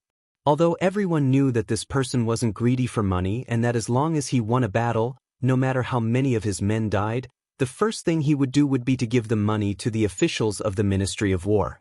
But of all things, this fellow shouldn't have killed a junior sent to his army by the Ministry of War when he lost a battle. That's why no one was willing to pay him any attention. I've seen people who don't care about their lives in battle, but none of them are as reckless as him. He's always at the forefront of every battle. Who would dare to fully support such a person? If he only knows how to fight and doesn't know how to be an official, he might have died that day. How could that be? But I was in a good mood that day because that Ministry of War's senior doctor always liked to go against me. My idea was very simple, to disgust that Ministry of War's senior doctor. So I walked up to that young man who I had never dealt with directly before and agreed to give him a troop of soldiers. Hearing this, Ma Wenho curiously asked, "Did you win a huge victory very quickly?" The old man smiled and shook his head. "We did win, and 3 times in a row at that. But the troops were all wiped out by that young man. Of course, I definitely earned back my capital. At that time, human life was the most worthless thing in the world, but once a strong young man put on armor and picked up a sword or spear, he could still be counted by the head. The Ma family's current foundation was accumulated bit by bit at that time. Many of the generals who originally ruled over a region also spent all their resources bit by bit at that time." Ma Wenho was speechless. Most of the young people of his generation didn't like to listen to the older generations nagging about the wars of the spring and autumn period. They had heard so much since they were young that their ears had grown calluses. Ma Wenho was no exception. The old man sighed emotionally. You must have guessed that the Jinzhou commandant who needed to listen to your grandfather's mood and expression was Su Xiao. Later on, he was the butcher of Liang, and finally, the king of Bailiang. Ma Wenho nodded lightly. The old man had never mentioned this matter to anyone before. Chapter 1633. As the old saying goes, those who are unjust are doomed to destruction. That's not entirely true. No matter what, Su Xiao being able to die of old age in bed with a body full of injuries is probably God's reward for his righteousness. But those who are unjust will bring disaster to their descendants, I believe very much. The Su family is a good example. Su Xiao killed so many people. Look at his children, which one of them is blessed? The eldest daughter died a long time ago, the second daughter is paralyzed in a wheelchair, and the youngest is an idiot. As for the eldest son, this young man, I think he hasn't had a good time these years. On the surface, he looks impressive, but that's just it. Humans were very strange. The poor would think that the rich would definitely lead a good life, while the poor would think that those with great power would definitely do whatever they wanted. They were half right and half wrong. Let's make a simple comparison. If an ordinary person was kicked on the street for no reason, they might curse and be angry for a few days before crossing the threshold. But what if it was you, Ma Wenho? If you slap Yin Maochuan's son or Gu Jiantong's son, will you forget this thorn tomorrow or next year? You won't. This kind of unhappiness is more or less the same as a poor person who loses a dozen taels of silver and wants to die. Ma Wenho muttered softly, Yin Changing and old Gu's son dared to slap me? Won't I break their 3 legs? Ma Zhongxian glared at him. How old are you? Do you know the severity of the situation? 30 years old, 30 years old, what nonsense are you standing for? The old man waved his hand, indicating that Ma Zhongxian shouldn't be angry. Zhongxian, don't be fooled by your son's mouth. Actually, Yin is very bad. Don't think that teaching Yin and Gu's children a lesson is wrong. Is it wrong? No, as long as the method is appropriate, it's actually a good thing. In terms of understanding, you, Ma Zhongxian, are thousands of miles away from your son. Ma Zhongxian made a sound of acknowledgement. Although this Anong general was famous in the capital for being unruly, he was extremely filial. He listened to everything Ma Lulang said and never felt that his wings had hardened or that Ma Lulang had become muddle-headed. The old man, who was so thin that he was only skin and bones, smiled happily. He reached out his trembling hand and gently squeezed his son's shoulder. You are stronger than me. You have fought in real battles and made great contributions. Your personality is also pure. This is a great thing. You are the most suitable person to keep what you have achieved. Especially at the foot of the emperor. You have shouldered the burden of the Ma family. The old man turned his head and stared at Ma Wenho, who had been doing nothing for more than 10 years. It's the responsibility of your grandfather and your great-grandfather's generations to fight for the country. It's your father's responsibility to protect the family business. So, it's your turn to revive the family or to take it to the next level. Marvin kept his mouth shut, not saying anything.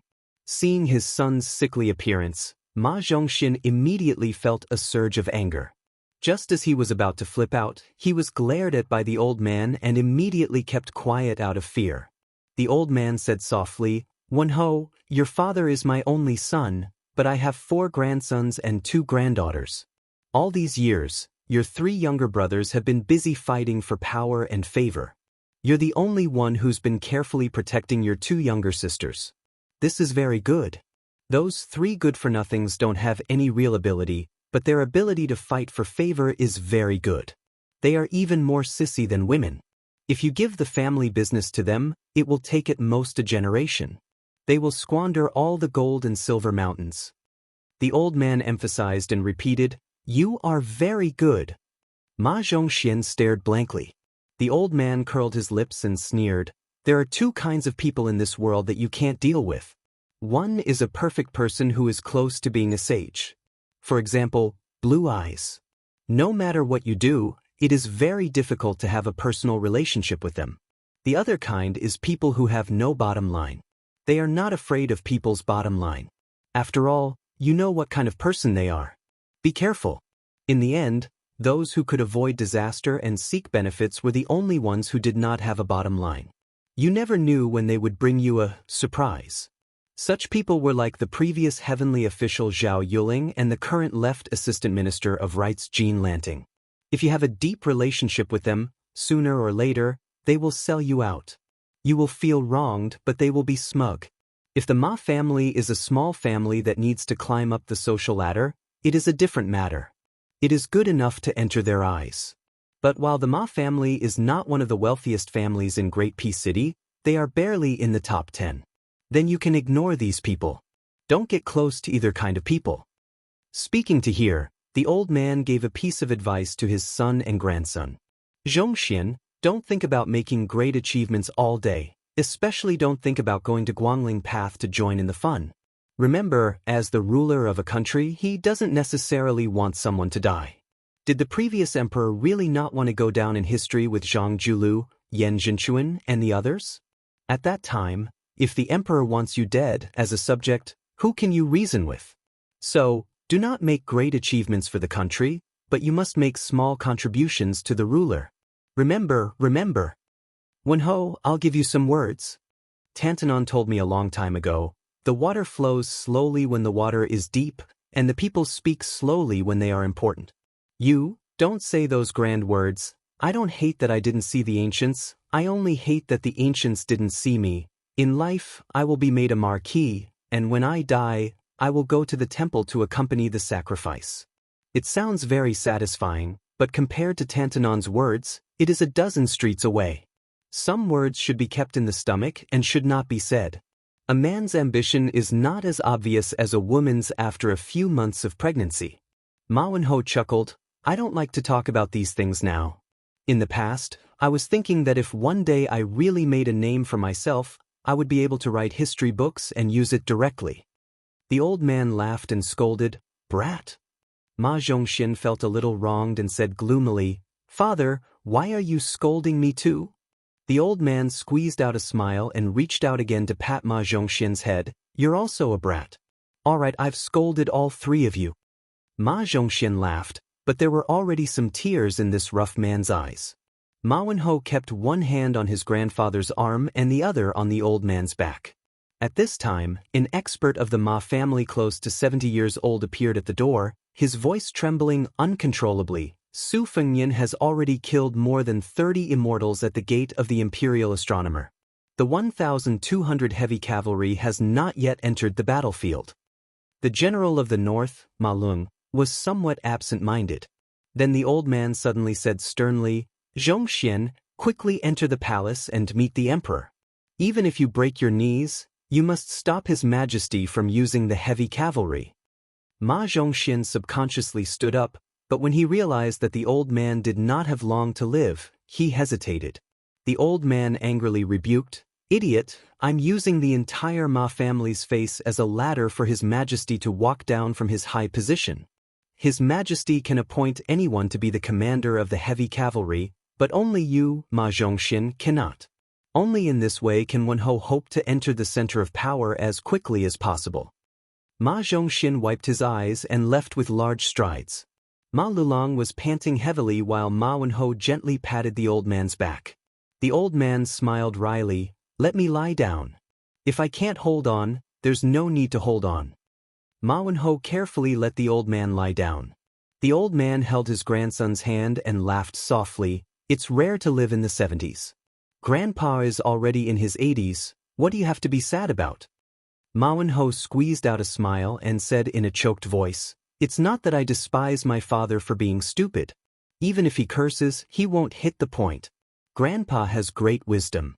Even if he doesn't curse, I can still listen. The old man lay there quietly, already in a bleak state of breathing less than he breathed out. The old man calmly said, Wenho, you're 70 and do as you please, not overstepping the rules. This saying is very interesting. Grandpa really believed it after 70. If you don't believe it, then you must live to this age. Your heart isn't calm enough. You need to study more. In the dead of night, you can go sit on those 8 steps more often. Ma Wenho grabbed the old man's hand and nodded vigorously. Ma Lulong slowly closed his eyes. I was born earlier than you, Su Xiao, and I died later than you, Su Xiao. I've finally won a round against you. When the old man finished speaking, he finally passed away. Now it's time for me to die. Chapter 1634. In the blink of an eye, this rain of swords from the bottom to the top had killed more than 30 immortals who had been invited by Li Yang to step down from the altar. However, the sword formation near the imperial astronomer was still rapidly rising into the sky. Each sword was like a raindrop. The densely packed tips of the swords pointed at the imperial astronomer at the same time. The imperial astronomer had unknowingly turned into a cage to trap beasts. The civil officials of the imperial court who were condemned by thousands of people would probably die without any illness. The generals on the battlefield would most likely become hedgehogs when faced with thousands of arrows. In short, they would not have a good ending. Now that the thousands of swords were hovering, ready to strike, the immortals who were pointed at by countless swords would not feel good. On a high wall about a mile away from the imperial astronomer, two spectators sat swaggering. One of them was dressed in snow-white clothes and the other in a bright red robe. The man in white sat on the wall with one leg bent and the other leg hanging on the wall. A wine pot was tied to his wrist with a red string. He raised his head and drank a mouthful of wine. Then he laughed softly and said, "Peach Blossom Sword God, does this move look like the way I welcomed guests in the heavy rain at the gate of Dunhuang City?" Dong Tai, who had been called out, finally appeared. He stood not far away from the white-robed Luo Yang and nodded. "It does, but the momentum is bigger than yours." The former #1 devil of Beimang, or the current leader of Zhulu Mountain, Luo Yang, stared at the battlefield in the distance that could be said to be unprecedented. She pondered and said, "After being a lonely soul for 800 years, I have seen many ascended immortals and banished immortals. I know a little about the ways inside. More than 60 grandmasters of Longhu Mountain descended to the mortal world together. Due to the restrictions of the heavenly Tao, most of them are no more than Vajra realm physique and finger mystery realm qi. At most, they have mastered a few greatly reduced Xuannong of the immortals. They only look like immortals on the earth. They are like paper tigers. They can scare people, but they can't kill people. However, the 7 or 8 of them standing in the middle, even if their cultivation has been reduced, are at least in the celestial state.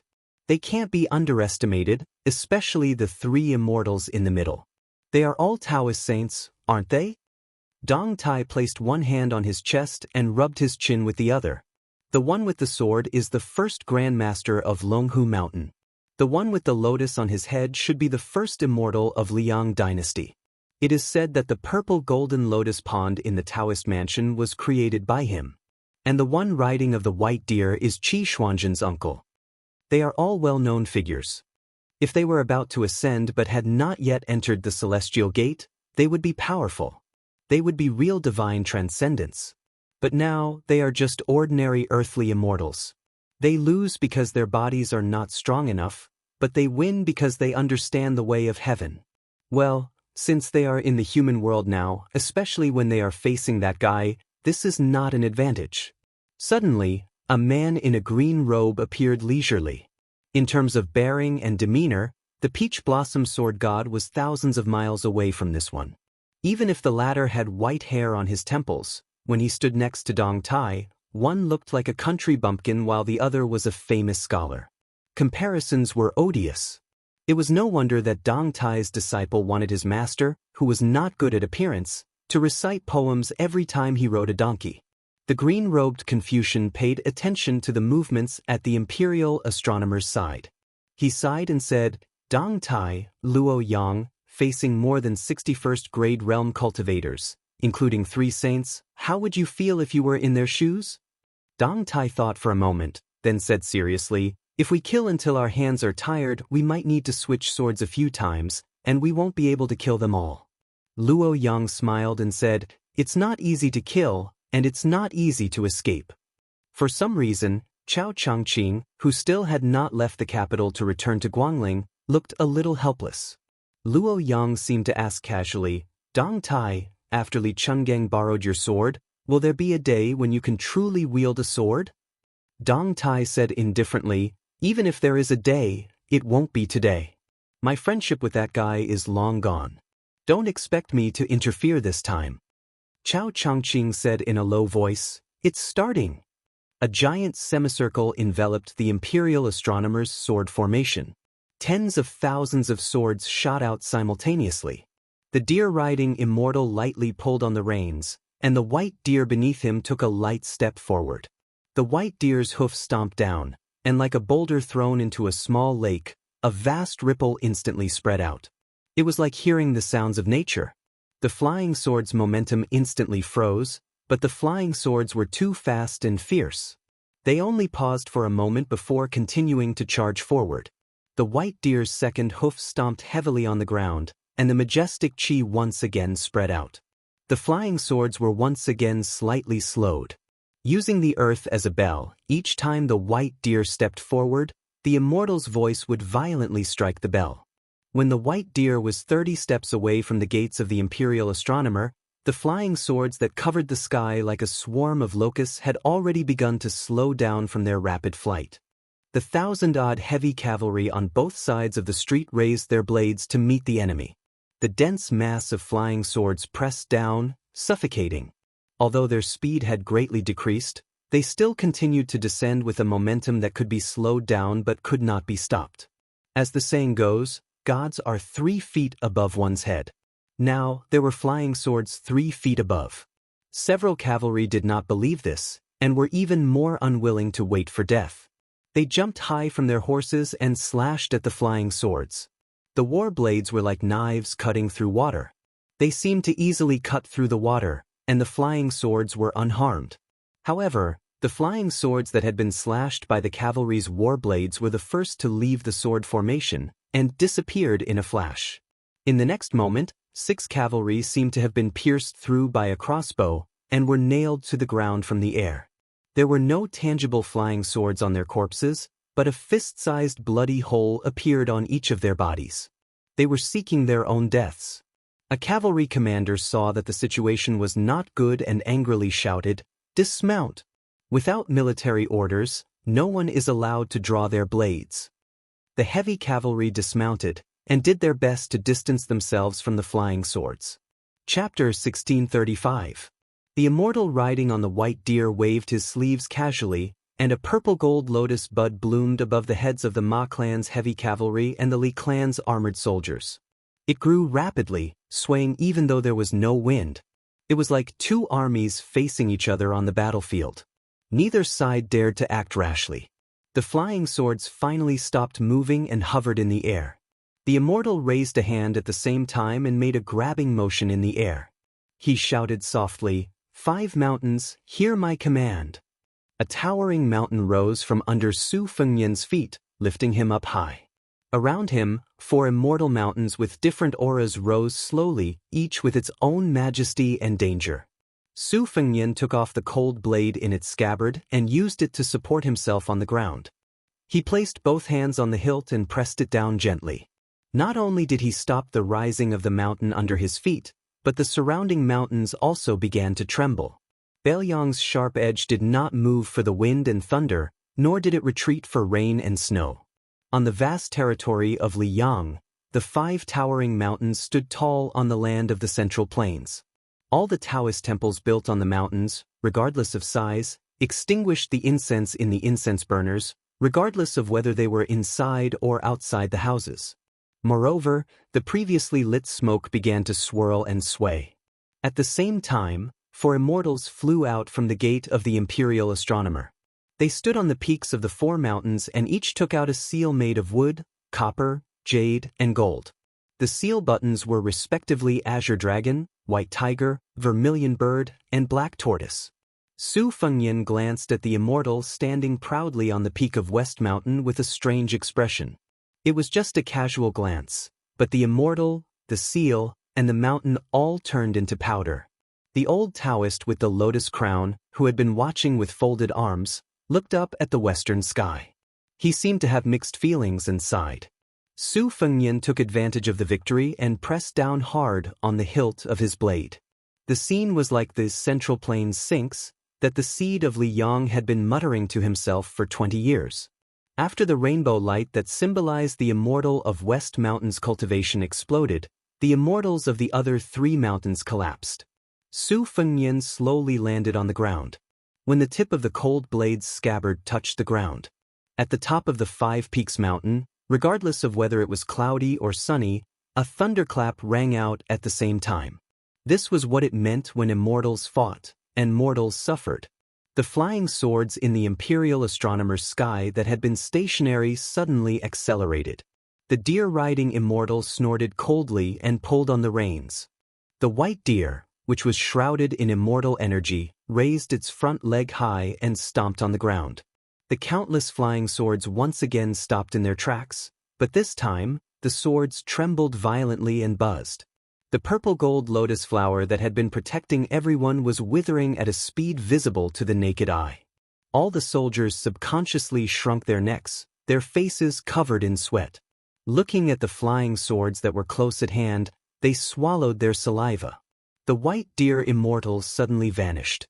A streak of rainbow light entered the body of the heavy cavalry, and then this rider abruptly charged out of the formation, as fast as lightning. In the blink of an eye, he had arrived at Su Fengnian's side. Su Fengnian raised his scabbard and pointed a finger, and the golden-armored rider shattered with a boom. The colorful afterimage dissipated a few steps away from Su Fengnian. Su Fengnian did not move at all, his sleeves slightly fluttering. The streak of rainbow light suddenly transformed into 2 dots of golden light. With the golden-armored rider as the center, they drew 2 arcs in the air and crashed into the 2 riders on the opposite street. The 2 riders began to charge. Su Fengnian sheathed his scabbard. Before the 2 riders could reach within 10 paces, the golden-armored rider's head seemed to have been pierced by an arrow, and he died on the spot. The 2 dots of golden light split into 2, and the 4 heavy cavalry soldiers began to charge toward their deaths. The flying swords that Su Fengnian used to block Qi Jiajia's sword had already appeared. The flying sword that destroyed the enemy was the box of miniature flying swords that Dong Tai had given him at the Eastern Sea. After the battle of life and death with Han Shengxian, Su Fengnian had secretly replenished the 12 flying swords that had a perfect sword embryo. Wherever his mind willed, the sword would be there. Black armor, childhood sweetheart, morning dew, spring water, peach blossom, moth, vermilion bird, yellow tree, mayfly, gold threaded tie. On the platform of the general, the brave soldiers were summoned. The 4 golden-armored riders were like eggs striking a stone. The 8 golden riders arrived again. After the death of the 8 riders, there were 16 riders surging forward. Su Fengnian's 12 swords were like a lightning pool. The golden-armored cavalry swore not to stop until they broke through the lightning pool. From afar, Dong Tai had an undisguised smile on his face. He clicked his tongue and said, "This time, you've learned from me." Luo Yang said unhappily, "Just for show." Dong Tai raised his eyebrows and said, "It's just for show and practical use. Don't speak against your will, right?" Chao Chongqing listened to the quarrel between the 2 great grandmasters who were both ranked in the top 14 of the martial arts evaluation. He found it rather funny and said, "What's there to argue about?" At the 2 ends of the street, no less than 200 golden-armored riders began to charge together with their spears.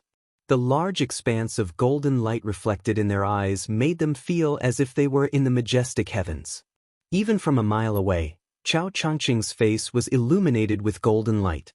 He squinted his eyes and said softly, "Resisting the heavenly might of an immortal with the strength of a single person is not inferior to the Bailiang cavalry resisting the imperial edict of a mortal emperor.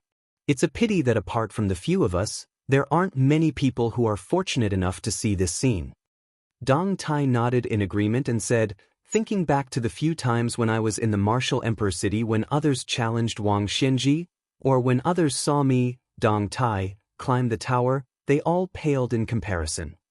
The 12 flying swords were like an impenetrable wall that could not be shaken by thousands of soldiers and horses. Outside the wall, more than 200 golden-armored celestial soldiers and generals crashed into the wall one by one without fear of death. The dense sound of thunder was incessant and gathered together, giving people the illusion that they were hearing thunder from the heavens. Many martial arts masters who were closely watching the movements of the imperial astronomer had no choice but to retreat. It was not that no one wanted to stay, but these masters were horrified to find that they were bleeding from their 7 orifices. When they wiped their hands, they were covered in blood. Only Wu Jian, the ancestor of the Wu family's sword tomb, Chai Qingshan of the Dongyue sword pool, and a few other grandmasters were able to continue. The following scene stirred people's hearts. More than 400 golden-armored celestial soldiers charged towards the young lord outside the imperial astronomer from the left and right. The light was so dazzling that it was as if the sun had risen from the eastern sea on the same day. A red sun rose from the imperial astronomer. Chapter 1636. The sun rose in the east. Even the citizens of Great Peace City were attracted by this soul-stirring scene and looked up. Mount Hui purple-robed Xianyuan Qingfeng had arrived at the Jiujiu restaurant at some point. She ordered the signature mutton hotpot from a young waiter who recognized her at a glance. She expressionlessly picked up her chopsticks. There was someone who was closer to the imperial astronomer than Wu Jian and Chai Qingshan, and even closer than Luo Yang, Dong Tai, and Chao Chongqing. The young girl stood at the foot of a high wall. She reached out her hand to adjust the slanted sable hat that covered her eyes. No one knew when she had arrived. Not only did the immortals at the entrance of the imperial astronomer not notice, even Su Fengyan, who was focused on fighting the enemy, did not notice. And she was only one wall away from the heavy cavalry that had been reduced to pawns. As an assassin, she had not killed many people. More accurately, the number of people she had killed could be counted on one hand. For example, the world's 11th ranked Wang Mingyin. And the gatekeeper of the capital, Lu Haoshi, had clearly escaped the pursuit of Su Fengyan, who had been possessed by the Qin emperor. In the end, he had been killed by her and his head kicked around like a ball. Other than killing Su Fengyan, she had only made one mistake, and that was stopping Wang Xinji from entering Bailiang. This time, she would not allow herself to make a mistake. On the main street, the 400 cavalry began to charge at each other. If they were blocked by Su Fengyan's 12 flying swords again, then the next time, the remaining 1,000 or so cavalry would come out in full force. But Su Fengyan's flying swords had clearly been used up. The 8 flying swords were on the verge of shattering and had no choice but to return to his sleeves. In reality, Su Fengyan had been able to last for so long. If he had faced the elite cavalry of the mortal world, he would have been able to break armor 1600. The white deer immortal, who had transformed into a rainbow, did not give Su Fengyan a chance to catch his breath. The 400 cavalry had already arrived. The date mark on Su Fengyan's forehead glowed brightly. A trickle of blood seeped out of the corner of his mouth. He raised his hands and began to form a sword. In his life, he had only used the 3-foot sword to kill dragons. Azure dragon sleeves. Back in the day, the old man with the sheepskin fur coat threatened to teach him this sword move that was as famous as the sword opens the gate of heaven. When he was young, His Royal Highness was still puzzled about how the one-armed old man had 2 sleeves. 60 years ago, there was only one person in the vast Jianghu. After 60 years, the Sword of Great Snow Plateau came. The unveiling of the young swordsman was to ride his sword and laugh loudly over Guangling. The old man's curtain call was at the riverside of Guangling, where he broke 2,600 pieces of armor with a single sword strike. When he entered the Jianghu, he was stunning. When he left the Jianghu, he was carefree. This was Li Chungang. For 1,000 years, there was only one person whose sword Dao could stand shoulder to shoulder with Ancestor Lu. It was Li Chungang. Chao Chongqing and Dong Tai widened their eyes almost at the same time. Even the 2 Earth Immortals among the 4 Grandmasters of Wushu reviews were somewhat confused and shocked. They could vaguely see an old man wearing a sheepskin coat standing beside Su Fengyan. This time, his appearance was different from the similar appearance on the streets of Maui Post Station. This time, it was a divine resemblance. The hunchbacked old man stood behind the young vassal and smiled. "Brat, let's say goodbye this time. Don't bother this old man if you have nothing to do in the future. If you have to leave, this old man has nothing to miss, so why can't you let go?" Su Fengyan nodded gently. In his 2 sleeves, an extremely majestic green qi madly flowed out. Brat, are you going to learn from this old man and fight by the riverside? So stubborn? Won't you regret it? If I'm not stronger than her, I won't have the face to pick her up in the future. That's true. This old man was stronger than Green Pow Air in the past. Otherwise, she wouldn't have liked him. All right, don't bully her just because you're stronger. This old man has been through this before. He knows that he will regret it. Remember, if you don't know how to cherish a woman because she likes you, you can't do that. I don't need you to nag. Brat. In the past, it was always you who acted cool. Why don't you take a good look at the last time? Sure. The two green dragons in his sleeves, one on the left and one on the right, were like a flood bursting through a dam, each like a great river rushing east and west. Li Chuangong's figure gradually dissipated, his eyes filled with nostalgia and agitation. Finally, he softly said, "In the 100 years of Jianghu, there was me, Li Chungang, and Wang Xinji took over. Now, there's also you, Su Fengyan. There's no harm in not having wine." As the two green dragons charged past, the majority of the 400-some golden-armored cavalry were thrown off their horses. 50 to 60 did their best to go against the flow, but the golden light on their bodies was still rapidly dissipating. The wall at the end of the street loudly collapsed. However, in this scene of utter defeat, there were 4 cavalry that stood out the most. Their official ranks in the army during their lives were not high, and their individual battle prowess was far inferior to that of the cavalry commanders. However, without exception, they were all cavalry that Jin Exing and had personally selected from the main camp. Before this, they were unremarkable in Ma Lulong's heavy cavalry. At the time, when they were selected to join the Battle of the Imperial Astronomer, the 4 of them were actually baffled. They did not think too deeply about it, only believing that they had accidentally caught the discerning eye of a major figure in the army.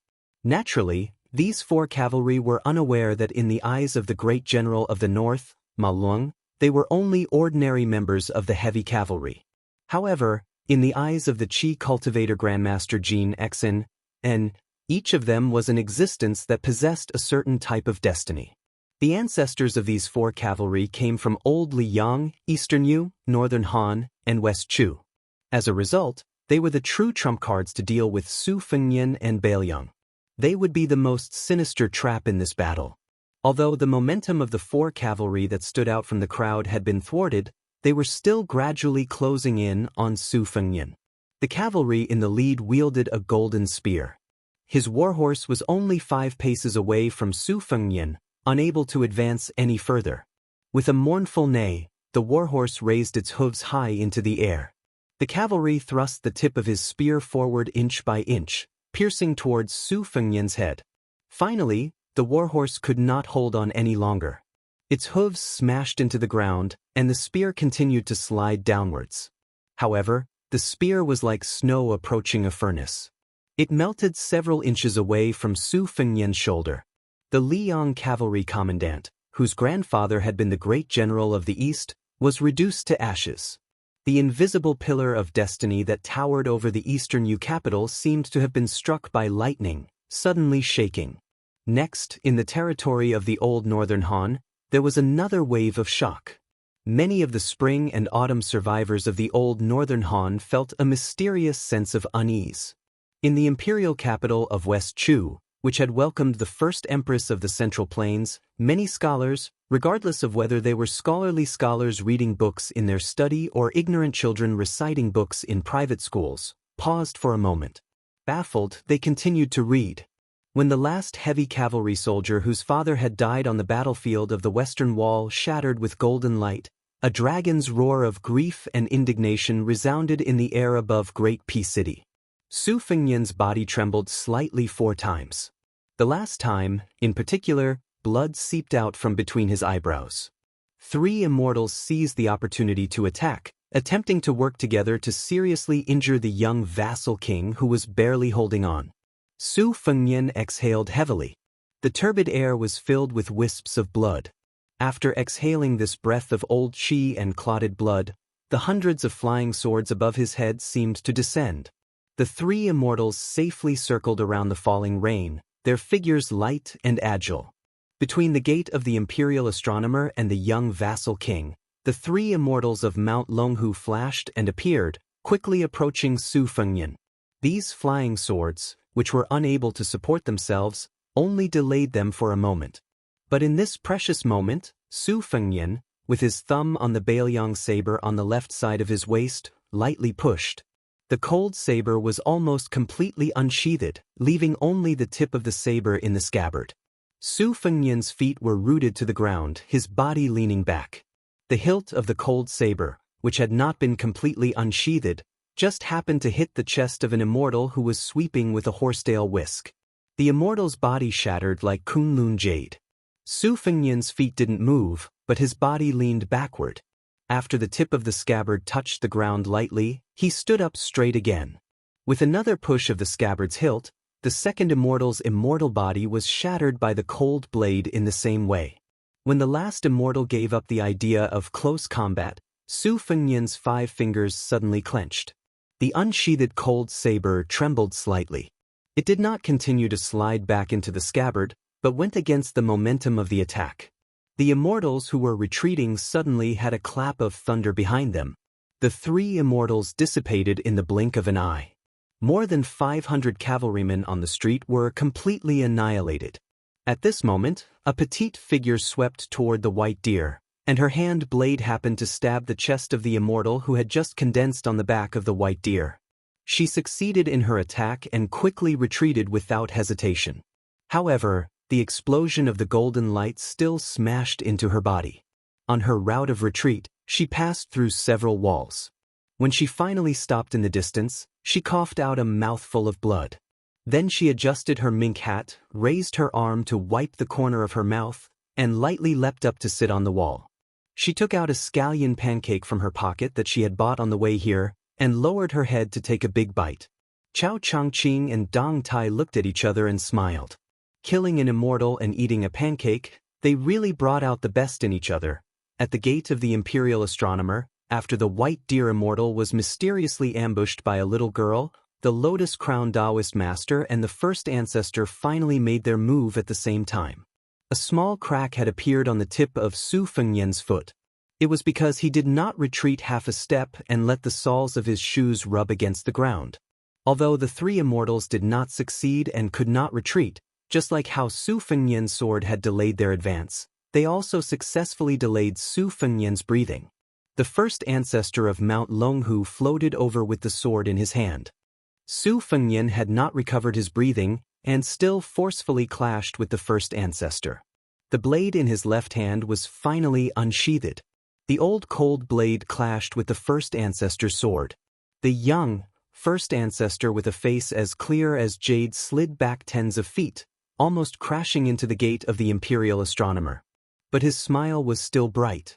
Su Fengnian took 10 steps forward and only took 9 steps back. But the Lotus Crown Daoist master's body directly passed through the first ancestor.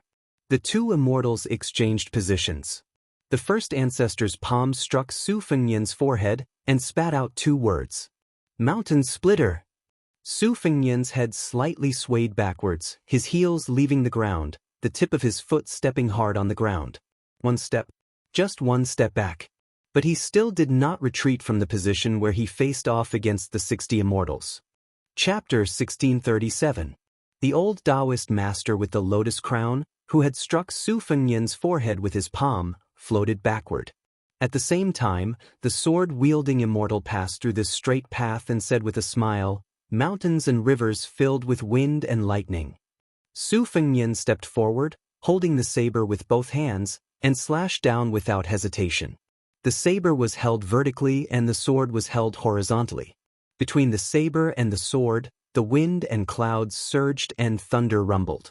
The 2 sleeves of the young ancestor's Daoist robe fluttered wildly, and the hair on Su Fengnian's temples also fluttered wantonly. The immortal with the lotus crown almost overlapped with the immortal with the sword. His right palm passed through the saber and sword and pushed hard on Su Fengnian's chest. As if to increase the supreme power of this palm, the old immortal pressed his left hand on the back of his right hand and shouted, "Heaven Ascension!" Layer after layer of vigorous strength, like an immortal ascending the stairs, endlessly passed through Su Fengnian's chest, to the extent that Su Fengnian's back, which corresponded to his chest, suddenly fluttered. Su Fengnian's lips moved slightly, but he didn't make a sound. His face was pale and purple. Saber 9. The next moment, the two immortals stood side by side at the entrance of the Imperial Astronomer. Although they did not show any lingering fear on their faces, compared to their previous calmness, they were a little more dignified. Su Fengnian did not retreat. Instead, he advanced. The immortal with the sword waved his sleeve, raised his arm and held his sword horizontally, as if he was going to block the young lord's path. Su Fengnian's chest and back were already bleeding. Between his eyebrows, there was a shocking crack. But he still rushed forward. Chao Changqing was a little speechless. Dong Tai sighed and said, "This is really going to be a desperate fight." It turned out that the man and the immortal had exchanged a move. It was a very simple move. Yu Leijian pierced Su Fengnian's chest, and the cold saber pierced the immortal's chest. Su Fengnian pushed his saber forward. Yu Leijian and the first ancestral master of Longhu Mountain were sent flying through the gates of the Imperial Astronomer. Not only that, but even the Li family's infantry formation was broken through. Su Fengnian, king of Bailiang.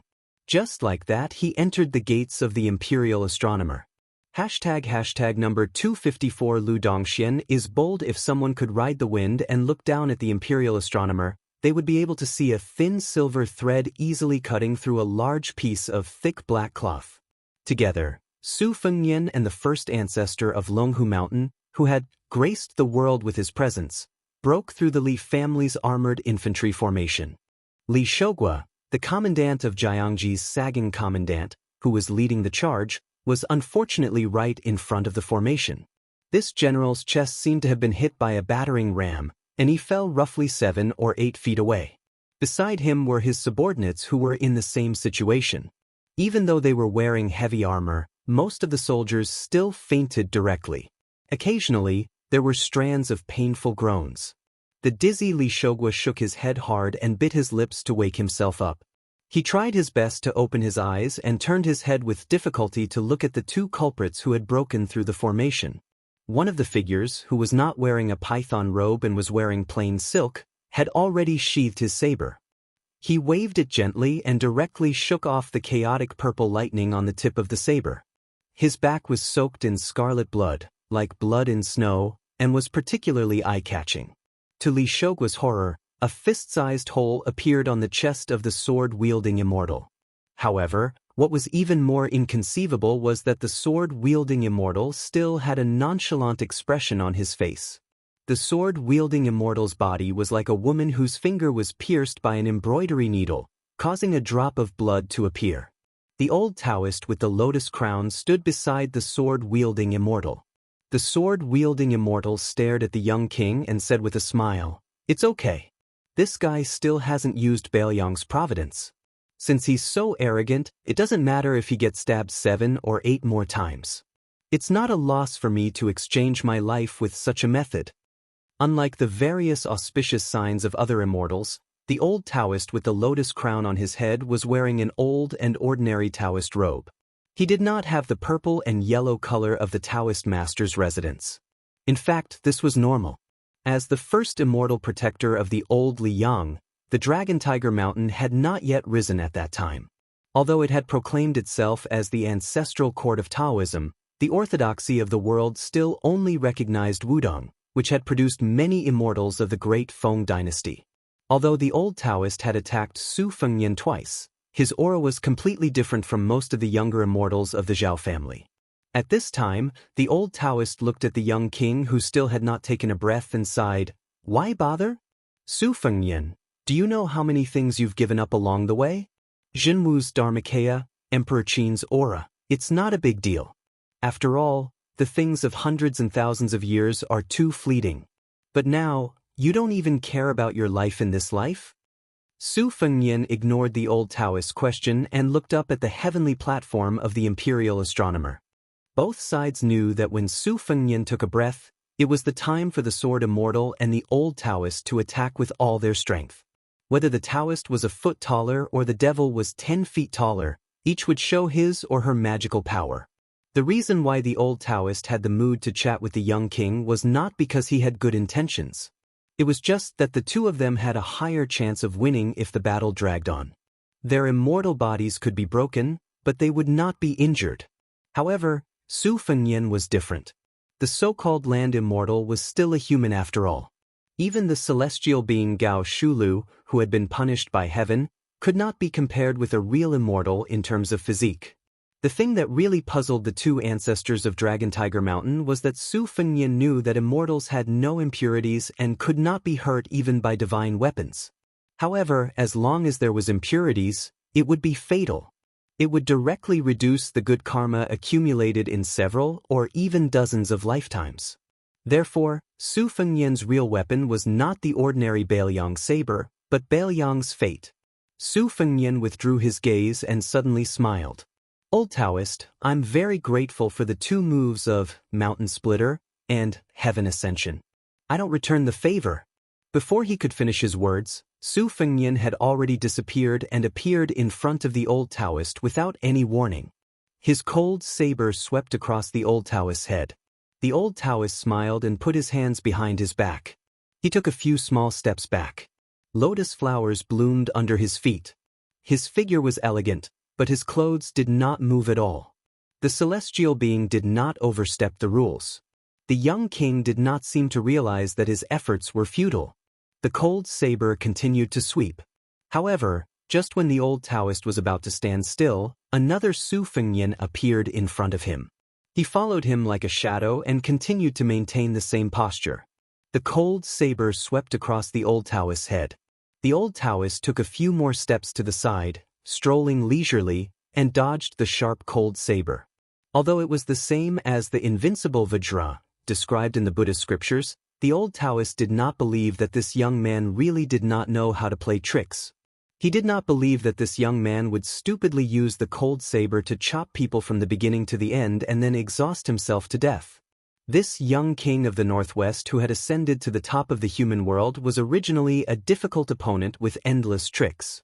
Especially when he even killed Wang Xianxia, it was hard to guarantee that he did not have any hidden skills. The old Taoist was happy to wait and see. He might as well deal with the changes by sticking to the status quo. Now, it should be the injured Su Fengnian who was flustered and exasperated. The old Taoist only needed to wait patiently for the crucial moment when the young man could not help but do something desperate. The old Taoist with the lotus crown used the dipper steps to shrink the world. Every time he changed his position, it seemed to be only 2 or 3 steps, but it was enough to make the cold saber miss. Because the two people in a life and death situation attacked too quickly, in the blink of an eye, no less than 100 Su Fengnian appeared on the square of the imperial astronomer. The immortal surnamed Zhao of Longhu Mountain was still at ease, moving freely through the increasingly narrow square like a fish swimming leisurely in the Jianghu. The first Grandmaster of Longhu Mountain, holding the seal sword Yulei, was not in a hurry to rescue the Su Fengnian. 1. There was no need for him to do anything. 2. Every moment that passed meant that the rope around the neck of the approaching Su Fengnian was getting tighter and tighter. The person holding the rope just so happened to be the Su Fengnian himself. His right hand held the sword in front of him in a standing sword stance. His left hand bent his thumb and lightly pierced his index finger. Then he began to draw seals on the peachwood sword that was rumored to have killed countless demons and monsters. The blood that flowed out of his index finger was not bright red, but pure white. Moreover, it was bright and resplendent, like the bright moon hanging from his fingertip. Several chi channels that had been suppressed by various buildings in Great Peace City quickly surged toward the imperial astronomer. When the seal was formed, victory was already in his grasp. Chapter 1638. The lips of the always youthful and elegant immortal curled up. Can you tolerate me drawing seals so openly? In the eyes of the Liang soldiers who did not have outstanding martial cultivation, dozens of King of Bailiang appeared in the square in the blink of an eye. In another blink, there were more than 100 people. The 1,000 or so soldiers of the Li family who had not been knocked unconscious were all dumbstruck and could only stare. Deep in their hearts, these Liang elites had complicated feelings. They were more wary and fearful of the arrogant and domineering young king, but their hatred was less. It seemed absurd, but the logic was actually very simple. In the early days of the Jianghu, how many beauties in the world did not love Li Chungang? How many martial artists in the world did not revere Wang Xianxia? To be with them and live in the world, as long as it did not involve irreconcilable personal grudges, most people would yearn to be with them. Li Yang's reverence for martial power was based on iron hooves and knives. Qi Jiajie was dressed in white, so why was he able to become the teacher of so many dragon descendants in Great Peace City? Why did the Tangxi sword immortal Lu Baijie make an exception and enter the capital to become the minister of war and fill the streets with cheers? Recently, a shocking piece of news spread.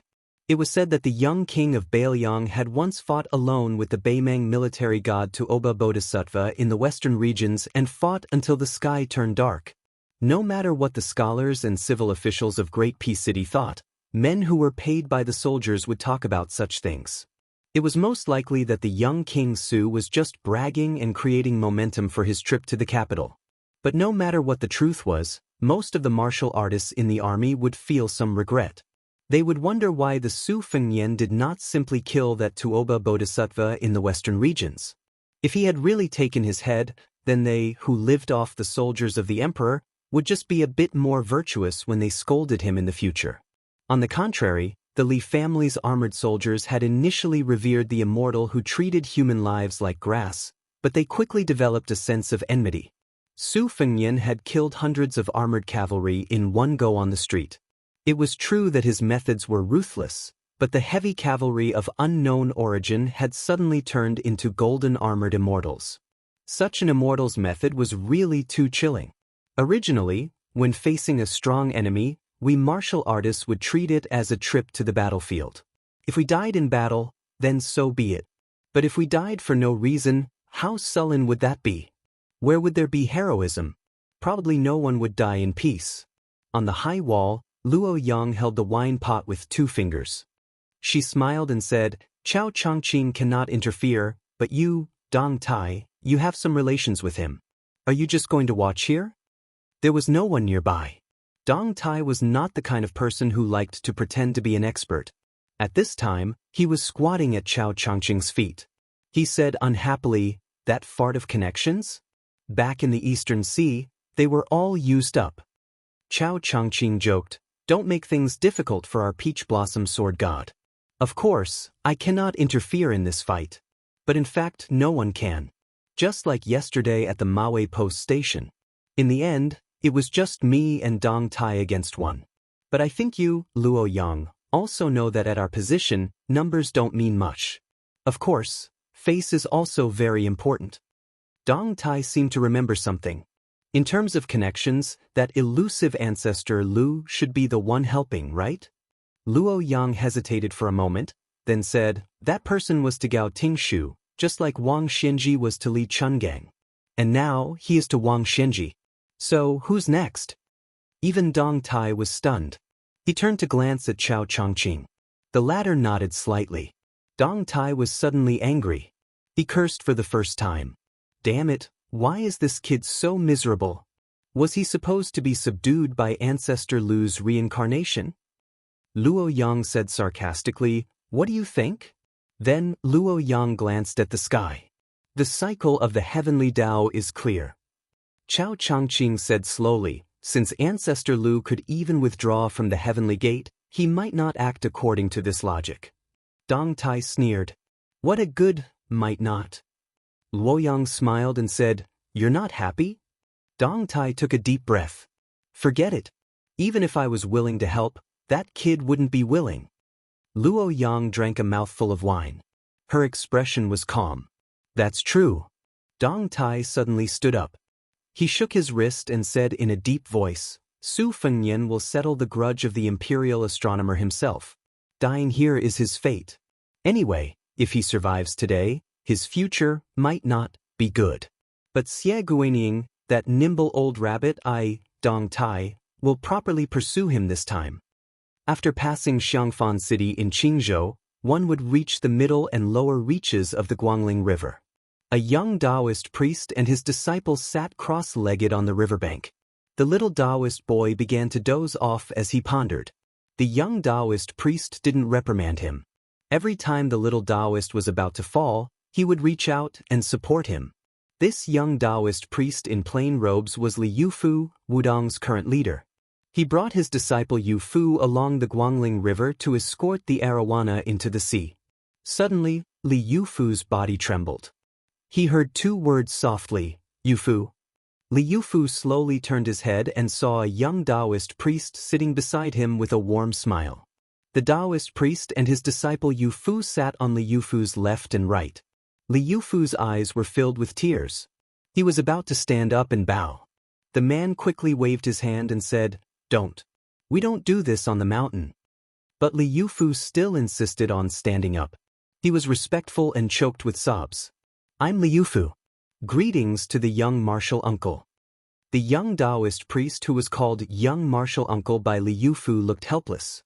"You're just like senior brother Yu. I'm afraid of you." When we were on the mountain, even the eldest senior brother who was in charge of discipline was not as particular as senior brother Yu. At that time, His Royal Highness would give out books after beating people. Well, you know, the kind with more pictures than words. Every time eldest senior brother found it, he would not throw it away. Only senior brother Yu would pull my ear and scold me when he found it. So, Yufu, if you meet a young Daoist priest on the mountain who secretly hides such books, just scold him. Don't beat him. It's okay if you really want to beat him, but remember to tell him that when you are successful in cultivation, you will return the books to him. That's what eldest senior brother told me. You see, didn't I become successful in the end? Li Yufu raised his arm and wiped his eyes. He smiled knowingly. The young martial uncle of Wudong Mountain was Li Yufu's young martial uncle. Then it could only be Hong Xixiang who rode a green ox and smiled when he met people. The young martial uncle looked at the torrential Guangling River across the Central Plains. He was lost in thought for a moment and then said, "I had no choice but to leave in a muddy water. This time, other than wanting to say hello to you personally, I also want to borrow your sword." Li Yufu didn't look confused at all. He just nodded solemnly. Hong Xixiang looked up at the sky. "I didn't go that year, and I won't go in the future. So, I have to trouble you with that matter." Li Yufu's eyes were clear and firm. "Don't worry, young martial uncle." The two stood up together. Hong Xixiang patted Li Yufu's shoulder and smiled. "You're more responsible than me. If only you went up the mountain earlier. I'll definitely lend you the books." Li Yufu smiled. There was no thought of the tall image of young martial uncle collapsing in his mind. This kind of young martial uncle was exactly his young martial uncle. Li Yufu took the peachwood sword from his back and handed it to young martial uncle. Hong Xixiang took the peachwood sword and looked down at the little Daoist boy. He suddenly said to Li Yufu, "Yufu, don't be confused by the word longevity in cultivation. You can't be an immortal wholeheartedly. Help me tell this to myself." Li Yufu replied, "I will." Hong Xixiang gently threw the ordinary Wudong peachwood sword into the Guangling River. He smiled gently. "I've been cultivating for 800 years, and I've never taken anyone's head with a flying sword. Let's go." The moment Hong Xixiang threw the peachwood sword, thunder rumbled and the momentum suddenly overwhelmed the river waves. It was as if a celestial was sitting high in the clouds and shouting to the human world. "Lu Dongxian, how dare you?" Hong Xixiang looked up and laughed. "I've been bold for 800 years. The peachwood sword that was still in the scabbard first hovered on the river surface for a moment and then disappeared in a flash. The celestial above was suddenly silent. Li Yufu looked at the river surface and did not turn his head. Young martial uncle left. 3 feet of spirit. 1,000 years of elegance. Chapter 1639. Previously, the hundreds of golden armored knights had charged with a bright aura like the sun rising in Great Peace City. Then, the first ancestral master of Dragon Tiger Mountain drew seals on the Yulei ancient sword, and it was like the moon rising. Those Jianghu masters who were lucky enough to get close to the imperial astronomer were all amazed. However, most of the martial arts grandmasters of Liang, who had been hiding in the abyss, were cautious about this inexplicable change. They did not dare to get too close to the imperial astronomer. Some of the grandmasters who had sensed the danger even began to take the initiative to retreat, fearing that they would be implicated. It should be noted that about 60 years ago on Mount Longhu, thousands of people had witnessed the unexpected disaster when the great immortal Qi Xuanzhen ascended in broad daylight. The scene was still vivid in the minds of the older generation of Jianghu legends. No one knew how many masters had their qi momentum severely damaged when the great immortal Qi Xuanzhen was killed. However, compared to the demon execution platform of the Daoist master mansion, the Imperial College was a top-level important place in the capital. Most of the people of Jianghu were blocked outside by the heavily guarded Imperial Guards. These Liyang elites were even able to ride their horses in the area between the Imperial College and the inner city under the urgent orders of the Ministry of War to prevent too many outsiders from getting close to the Imperial astronomer. Also, the few remaining copper fish bag masters of the Ministry of Justice moved out in full force and tried to reason with the famous Jianghu masters. If they really couldn't do it, they didn't care about the relationships they had built up over the years and just threw away all pretense of cordiality. If they didn't leave this place, then they would have to go to the Ministry of Justice's prison. Even so, there were still 20 to 30 Master Realm masters who managed to get close to the Imperial astronomer. They could even clearly see the figures of Dong Tai, Chao Changqing, and Luo Yang on the high wall not far away. When they reached this area, the Imperial Guards and the copper fish bag masters of the Ministry of Justice didn't care. The orders from above were that they only needed to record the names and sex of these Jianghu people who didn't follow the rules. There was no need to fight with them. Afterwards, the Ministry of War and the Ministry of Justice would use military force to chase them out of the city. They wouldn't be able to enter Great Peace City for the next 10 years. Everyone liked being able to watch a show without spending money, but not everyone had the confidence to join in the fun at the feet of the Emperor and the Dragon Throne. These 30 or so Jianghu bigwigs, excluding the 10 or so people who had left on their own accord, and the 8 or 9 pitiful insects who had fainted due to the Imperial astronomer's astonishing qi, there were still 10 or so people who were bitterly persevering. They were all standing on the eaves of the roof or on the top of the wall, not too far away. Most of the qi in their bodies was surging like a river, and their complexions were not good. As for those meaningless acts of clapping and cheering, it was even more impossible for them to appear at this time and place. Firstly, their status and position were there, and it was not appropriate for them to be startled. Secondly, the imposing manner of the Imperial astronomer was too swift and fierce. It was already not easy for them to stand firm, so how could they pretend to pass judgment on the world? After Chai Qingshan of the Dongyue Sword Pool and his 2 disciples tossed the 8 or 9 unlucky fellows far away, they came to the roof of a restaurant.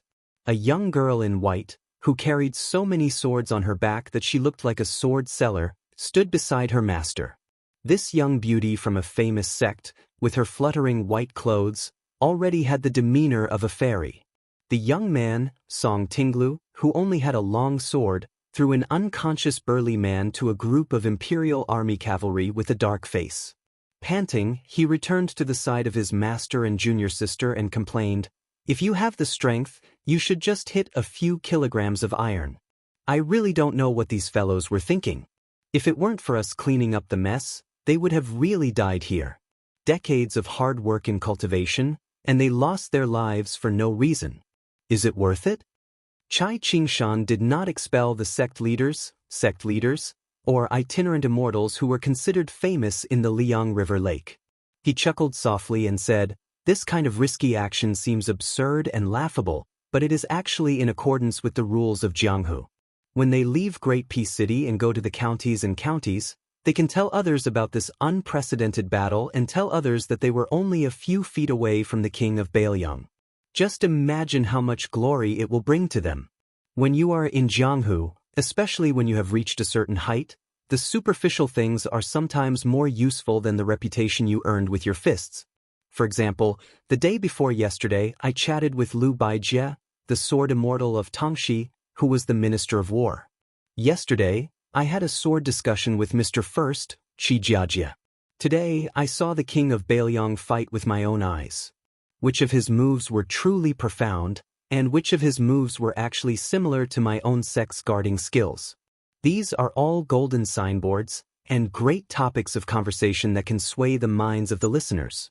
The young man pointed at the imperial astronomer who was still far away from them and rolled his eyes. That's only a few feet away? It's almost 2 miles away. Lord Chao, the peach blossom sword deity, and the white-clothed devil, the 3 great grandmasters, don't even dare to say that they are only a few feet away from the imperial astronomer, okay? Can these people be any more shameless? Song Tinglu's voice was not soft. Not far away, the youngest of the Jianghu seniors who were already in their 40s heard him clearly. However, none of them blushed. They either crossed their arms over their chests or clasped their hands behind their backs and stood at a high place. They still had the demeanor of a great grandmaster. Chai Qingshan reached out his hand and pressed it on the young man's head. He smiled bitterly and said, "You don't know how expensive oil and salt are until you are in charge. In the future, when Master is no longer here, you will be the head of the Dongyue sword pool. You will know that the words you said today might not be able to buy back a favor even if you spend hundreds of thousands of taels of silver." Song Tinglu carefully glanced at his junior sister. The latter made a face and said loudly, "I don't want to be the sect leader. You can be the sect leader. I want to be chivalrous and walk the Jianghu like that Su Fengyan. As long as he has walked through the provinces, climbed the famous mountains, and entered the restaurants and tea houses, I want to walk through them all." Song Tinglu's lips moved slightly, but in the end he could not say a single harsh word. Was it true that behind every junior sister who was moved by love and did not hesitate, there was a senior brother who was her childhood sweetheart who was secretly sad? Chapter 1640. Chai Qingshan suddenly reached out and grabbed Shan Yi and Song Tinglu. He said in a deep voice, "Aside from winning reputation, you can also use the opportunity to practice martial arts. The key is whether you can calm down and comprehend the heavenly Tao. It's not without reason that Martial Emperor City was so lively back then. Xianyuan Qingfeng set up a father-son game and a grandfather-grandson game on the snowfield. Why were there so many people watching? It's actually very simple. There are opportunities in it. Next, if Chao Dengluo and the other 2 fight, you must open your eyes wide to see the essence of it. It will be very beneficial for your martial arts cultivation in the future. Among them, Dong Tai's fight is the most important. After all, this peach blossom sword god is very likely to use his sword today. Whatever master knows, he will definitely teach you. You will definitely be able to learn it. It's just a matter of time. However, to witness Deng Tai's sword with your own eyes, this might be the only time in your lives." The girl seemed to not care about her future at all. She asked with a heartless smile, "Master, he will definitely win, right?" Chai Qingshan subconsciously looked at the cloudless sky and murmured, "God knows." Song Tinglu began to count in his heart. Han Shengxian, Wang Xianji, Sui Shigu, Qi Jiajie, Chao Changqing, Dong Tai. He knew of these fights, but Su Fengyan either won or tied. He actually didn't lose a single fight? The young man couldn't help but feel a little indignant. One had to know that the swordsman with a wooden sword whom he admired didn't seem to have won a single fight in Great Peace City. The first ancestor of Longhu Mountain was drawing talismans smoothly. Even if this immortal deliberately slowed down to increase the thickness of the talisman, the young king still showed no signs of stopping him. The closer it was to the end of the fight, the more the odds of victory favored Longhu Mountain. The old Daoist with the lotus crown looked more and more solemn, and he even couldn't suppress his fear. Not to mention the old Daoist who had achieved the status of an immortal after several generations of good deeds. Even before he ascended, he had been guarding the old Liang dynasty for 30 years as the immortal protector. He had never experienced such a strange feeling. The Daoists cultivated tranquility. The secular world thought that the so-called tranquility of the heart was like a pool of stagnant water. In fact, that was not the case. When the heart rippled, the state of mind would still have tranquility amidst the movement. That was true tranquility. This was somewhat similar to the movement of the Buddhist heart banner, but it was also different. An immortal's Tao heart was stable without impurities. If an immortal's body was stained with impurities, it might not cause the Tao heart to shake. However, if there were cracks in the latter, it would definitely affect the true impurities. Therefore, the lotus-crowned old Daoist knew that he had to follow his heart. Immortals followed their hearts and followed the will of heaven. The old Daoist was no longer rigid like the fish swimming under the bridge that the Daoist Saint Lao Zhuang had mentioned. As an immortal in heaven who had already jumped over the Dragon Gate, he wanted to jump out of the water to take a look and take the initiative to merge with the heavenly Tao. Then the old immortal tapped the ground with the tip of his foot and leaped into the air. As the lotus-crowned old Daoist rose into the air, a young lord rose with him. The cold knife in his hand was still in the boring horizontal knife style. When his body was almost at the same level as the beam of the Tongtian platform, the old Daoist waved his sleeve and stretched out his jade-white palm. His palm faced up and then suddenly pressed down. He laughed loudly and said, "Where the Dharma seal shines, it shines brightly. All evils retreat." Not only did the young lord in front of the old Daoist disappear, but hundreds of young lords in the square also disappeared in an instant. They were like ghosts in the night who suddenly encountered the sun in the sky. The old Daoist looked around and did not see any Su Fengnian. The lotus-crowned immortal shouted softly and raised his hands up. "The Daoist is 1 foot tall and the devil is 10 feet tall."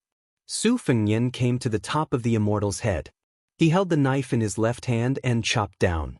At this moment, the old Daoist sneered, "How can such a small trick deceive the heaven's heart?" The old Daoist's hands did not move, but at the same time, the old Daoist also transformed into 4 immortals in front, back, left, and right. 4 Dharma forms, each formed a lotus golden body. He stretched out his palm and a lotus bloomed in his palm. His 2 fingers were together like a sword and pointed to the sky. His 5 fingers opened and then clenched, and a light beam went straight to the sky. It was like holding a long spear that penetrated the heaven and earth. But the 5 Su Fengnian flashed and disappeared in an instant. The old Daoist, who seemed to have 3 heads and 6 arms, frowned and looked around blankly. His eyes were like torches, shining with purple gold. Finally here, the founder of the first generation who drew the talisman on the Yulei sword sneered. His finger on the tip of the sword gently knocked, his body slightly leaned forward, and gently breathed on the tip of the sword. "Seal." It was a simple word, but it was like a big bell that rang in the sky of the imperial astronomer. Words were the law of heaven. 1 word could decide one's life and death. The talisman sword did not move, but a 3-foot golden light swept out from the sword. The golden light swirled and lingered around the immortal holding the sword. Wherever the golden light went, talismans appeared out of thin air, like the spring couplets that a devout child pasted on the door. The earth cracked, the rain stopped, the grass and trees turned to ashes, the birds fell to the ground, and the dragons and tigers were subdued. Between the immortal holding the sword on the ground and the Daoist with the lotus crown in the sky, talismans hung. From the latter to the former, intermittent pages of talismans exploded one after another. Golden light sputtered, and occasionally drops fell to the ground. The square that was as hard as iron suddenly shot out stones. The Daoist with the lotus crown who turned to look down suddenly narrowed his eyes and laughed. "Evil creature, still not showing yourself?" At the same time, the immortal holding the sword casually flicked the tip of the sword in the air, and turned to the heavenly platform and shouted, "What are you waiting for?" The Confucian scholar Xie Guanying, who had been watching the fire from the other side of the river, was originally paying attention to the movements in the palace hall. It seemed that he did not see the result he wanted, but it was also within his expectations. There was a faint coldness on his face. After hearing the 2 immortals' calls, he no longer hesitated and suddenly shook his shoulders and raised his sleeves. The world's cool breeze, wrapped in 2 sleeves. The great rivers and mountains, carried on 1 shoulder. 8 seals rise. In the sky of the imperial astronomer, 8 different-sized imperial jade seals suddenly appeared. The first ancestor of Mount Longhu grabbed the hilt of the Yulei sword with both hands and pulled it back. The Daoist with the lotus crown raised his hands as if he was lifting something heavy, and lifted it up toward his left shoulder. A long golden rope as thick as a spear shaft appeared in the hands of the 2 immortals. The immortals sat in the clouds, fishing for the fate of the mortal world. If the fishing line that was tens of thousands of feet long was twisted into a rope, it would be the golden rope in the hands of the 2 immortals. This rope went straight through one of Su Fengnian's shoulders. It nailed the young lord in the air, unable to move at all. Blood soaked the long rope. Chapter 1641. Su Fengnian closed his eyes and took a deep breath. He finally breathed. It was as though he wanted to use this breath to vent all the anger in his chest and absorb the fortune of the world. But according to reason, this was not the time to breathe. Xie Guaniying's lips curled. He raised his arm and lightly waved a finger. Do not look at indecent things. The Confucians have set the rules for the world for almost 800 years. You, Su Fengnian, cannot lower your head to the heavenly Tao, but since you still live in the world, how can you not bow to the heavens and earth? As this scholar's finger pointed, 2 jade seals exploded towards Su Fengnian's eyes. Xie Guaniying moved his finger again and continued to say casually, do not listen to indecent things. The 2 jade seals flew towards Su Fengnian's ears. When Xie Guaniying said the words, do not speak indecent things, it was as though the 5th jade seal had heard it and moved. The beam under Xie Guaniying's feet that led out of the pavilion of heaven-reaching pavilion was unable to bear the weight and started to crack. Life and death were hanging by a thread. Su Fengnian jerked the corner of his mouth. When the time comes, the heavens and earth will work together. The heavens and earth have reason and then etiquette. You, Xie Guaniying, think that you hold the rules of etiquette, but that may not be the reason of the heavens and earth. At the very least, that Duke Yansheng who sent me an item before leaving, he does not feel that you, Xie Guaniying, are in the right. A pendant fell from Su Fengnian's waist. It was a square object. Just as the 5 jade seals were a hair's breadth away from each other, Su Fengnian had a thought. Do not move if you are wrong. Not only did the 4 jade seals vibrate violently, the other 4 jade seals that Xie Guaniying had not moved also vibrated. Back then, when His Royal Highness had returned from his second journey, the old man had pointed at a piece of meat cut from the vassal king and said to his son that in the future, it would be up to the young to reason with others. This time, he had forced his way into the imperial astronomer of Great Peace City. No matter how vicious his methods were, the expression of the young vassal king could be said to be warm and calm. At least, he was not angry or vicious. Su Fengnian, who was hung in the air by the long golden rope, began to walk with his saber. He walked toward the Tongtian platform, toward Xie Guaniying, who had schemed against him, Su Fengnian, and Beiliang. The long rope was pulled in a semicircle. The tip of Mount Longhu's founder's Yulei sword and the hands of the Lotus Crown Immortal both appeared to be struck by lightning. The 2 immortals stamped their feet almost at the same time, trying their best to stop the long rope's swift and violent momentum. Xie Guaniying's face was filled with shock. His gaze flashed across 2 places. One was on the roof of the Imperial Palace, the other was outside the city to the south of Great Peace City, and the other was in the capital area further south. He was both shocked and furious. Zhao Zhuan, Tantai Pingjing, Duke Yansheng, you dare to work together to ruin my great cause. Su Fengnian, whose shoulder was still pinned by the long rope, swung his saber. Xie Guaniying, who was standing on the beam of the Tongtian platform, grabbed the 4 jade seals and arranged them in a line to protect him and Su Fengnian's saber. He himself flashed away, allowing the 4 jade seals to fall to the ground and the beam under his feet to break in 2. Under the saber, the entire towering Tongtian pavilion was cut in 2. Thousands of feet up in the sky, the saber seemed to have crashed into something with a bang. The 2 immortals looked at each other. After their gazes met, they released their hands almost at the same time. After Su Fengnian's saber, he turned and sneered. Want to leave? The Daoist with a lotus crown who had a red thread crawling on his sleeve sighed. He pulled all the long ropes with one hand and pulled back the red thread that was about to continue spreading, allowing the 2 red threads to freely dance around his sleeve. The old Daoist nodded slightly to the young Daoist who had abandoned the talisman sword. The latter had a complicated expression on his face. The 2 scarlet red threads were actually mixed with Han Xingshuan's death aura and Qi Jiajia's sword aura. Both of them came from Liang Imperial Court and died for the Zhao family. Using the fate of the Zhao family in Liang to attack the fate of the Zhao family in Mount Longhu was self-contradictory and wonderful. Presumably, this was the trump card used by the young king to destroy the immortal's purity. The next moment, the Taoist with the lotus crown, who knew that he could not escape, stood a few steps away from the ancestor of Mount Longhu and gently bowed to bid farewell. It was better for one person to die in reincarnation than both of them to die in the human world. A mirror appeared behind the old Taoist. It was the treasure of the Guanyin sect in the South Sea, the water-moon sky well that suppressed countless people with great fate in the world.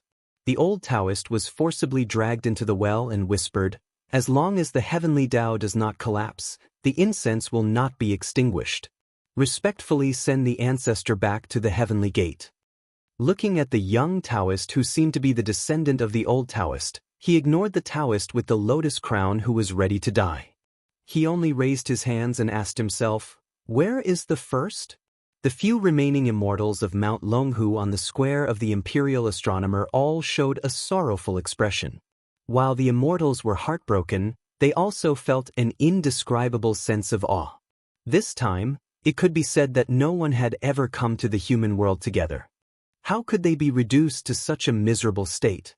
On the other hand, the two younger immortals of Mount Longhu, Zhao Shi and Zhao Danxia, who had less experience than the ancestors of the past, looked relieved. They looked at each other and smiled. Although there was bitterness, there was no fear. A voice came from above the head of the ancestor, containing a strong sense of sarcasm. "At your grandmother's house." The young immortal suddenly raised his head, finally unable to hide his anger. He was so angry that he laughed and said, "Do you really think that I don't dare to risk my life and perish together with you, Su Fengnian?" Su Fengnian stood in the air, too lazy to talk nonsense with this immortal. Just as he was about to attack, his shoulders suddenly tilted, as if someone had patted him. A series of words softly sounded in his ears. "Kid, not bad. You've already broken that old bastard Xie Guanying's broken bowl. You don't have to care about what happens next. Don't thank me, don't I? This sword of mine was comprehended by me, Ma Wei, yesterday. This sword is called Will Spirit." Chapter 1642. If you think the name isn't good enough, you can give me a more imposing one later. Just like the name of Jianjia Wang's last move, it's not bad. If there's a chance, we'll meet again on the battlefield outside Bailiang. Su Fengnian was taken aback. Because of Dong Tai's last words. Dong Tai have left, but someone else has come. In the distance, there was no trace of the peach blossom sword god on the high wall beside Chao Chongqing and Luo Yang. The white-clothed woman said indifferently, "Su Ying, you stay. I'm leaving. If I can avoid meeting him, I won't." Without waiting for the red-robed woman to urge her to stay, Luo Yang turned and left alone. Further away, Chai Qingshan's two disciples opened their eyes wide when Dong Tai attacked, but the girl closed her eyes. The young man and girl probably didn't know that the difference in their swordsmanship was like heaven and earth. The Jianghu bigwigs near Chai Qingshan were all shaken by Su Fengnian's blade and Dong Tai's sword and fell to the ground, battered and exhausted. When they finally managed to sit up, they were thrown off their feet again. A sword from south to north came again. But as the sword moved, the sword came again. The founding ancestor of Longhu Mountain's expression flickered. In the end, he swallowed his anger and no longer looked at Su Fengnian. He shouted to the 9 heavens, "Open the heavenly gates." Su Fengnian gripped his blade with both hands and looked at the sky. "If you dare open the heavenly gates, then I'll cut them down as well." And then the sword came. Not only did it easily pierce through the head of the founding ancestor of Longhu Mountain, but all the other immortals in the Imperial Observatory Plaza, except for Zhao Shi and Zhao Danxia, were also beheaded. Su Fengnian had already killed immortals quickly and ruthlessly. This person seemed to be even more outstanding than the others. The young man wearing an ordinary Wudong Taoist robe arrived leisurely behind the flying sword. Without waiting for the father and son 2 Taoist masters to come back to their senses, he was grabbed and tossed into the sky like a chicken. Before parting, he said, "Be a good immortal, the affairs of the world will be handled by the people of the mortal world." This is where Qi Xuanzhen's fate with Dragon Tiger Mountain ends. Then this elusive young Daoist stood in front of Su Fengnian with a smile, blocking the path of the saber. Su Fengnian flew into a rage and shouted angrily, "You with the surname Hong." The young Taoist shrank his neck and squeezed out a smile. His Royal Highness, you have enough burdens on your shoulders. Don't take on this burden. There's little Daoist, Wu Dang, and the hierarch Li Yufu. It's enough. Su Fengnian glared at him. The young Daoist swallowed his saliva and said softly, I can't let your sister worry, right? Su Fengnian muttered, You're itching for a beating again, aren't you? And subconsciously kicked him out of habit. The young Daoist jumped a few steps to the side. He was also used to his own cowardice. If it was many years ago, His Highness the Crown Prince would feel that his kick was very impressive. And the young Daoists on the mountain who were watching the fight between the young martial granduncle and the hedonistic Crown Prince would feel that their martial granduncle was really powerful. Every time he dodged those kicks every year, he would have the demeanor of an immortal. Now, His Royal Highness had become the King of Bailiang, one of the 4 grandmasters of martial arts evaluation. That timid but kind young martial granduncle had also become the immortal Taoist who rode a crane to Jiangnan. He had become Qi Xuanzhen and Lu Zhu. But when they met again, he was still him, and they were still them. Su Fengnian's eyes secretly reddened. He said in a hoarse voice, You should have left the mountain earlier. 1 day earlier would have been better. My sister would have been happy for 1 more day. The young Taoist pursed his lips, wrinkled his face, and shed tears. He couldn't say anything. Su Fengnian suddenly put an arm around the young Taoist's shoulder and whispered, With Li Yufu's help, you can still see my sister, right? The young Taoist nodded vigorously. Su Fengnian snorted coldly, In the future, no matter which life you are in, when you see my sister again, you must treat her well. Otherwise, I can still beat you. Lu Zhu, so what? I'm still that so-and-so and so-and-so. I have a much better background than you. A somewhat promising younger brother was afraid that his sister would be bullied when she got married and left home. They should all pretend to be evil when talking to their brother-in-law, right? The young Taoist master touched the pot that didn't boil. He wondered, Didn't you cut off the karma with them? Su Fengnian, who had put the cold blade at his waist, punched the other under the armpit. The latter inhaled sharply. It was unknown if it was because of the pain or because he was pretending to be obedient like in the past. He smiled foolishly with tears on his face. Su Fengnian hesitated. You are leaving? You are really not going to be the person who defeats everything? The young Taoist master shook his head and said with a smile, I am most afraid of carrying a burden. I cannot do this kind of thing. Also, in the past, I could never beat you on the mountain. Even if I could, I was used to being bullied in the past. I am still afraid. The two stood next to each other and looked at the bustling Great Peace City below them. Su Fengnian said in a voice that only he could hear, Every time I miss eldest sister, I like to think of her sitting on the back of the crane with you. At that time, she must be very happy and smiling. When I think of it this way, I am not sad. The young Taoist master did not speak. His figure was ethereal as though he would disappear with the wind in the next moment. Su Fengnian's voice became even lower. To have you. I am actually very proud, brother-in-law. A wave of suppressed and bitter laughter came from beside him. Brother-in-law. Su Fengnian flew into a rage out of humiliation and kicked him. The young Taoist master Hong Shixiang was no longer there. Su Fengnian was dazed. After a long time, he lightly landed on the square of the imperial astronomer and walked towards the crop altar. As he walked up the stairs, he bent down and grabbed a handful of soil. Su Fengnian stood at the top. He crouched down, reached out, tilted his palm and allowed the soil to slide down. The young person dressed in mourning and covered in blood closed his eyes and said to himself, Father, Mother, eldest sister, I am very well, do not worry. Chapter 1643.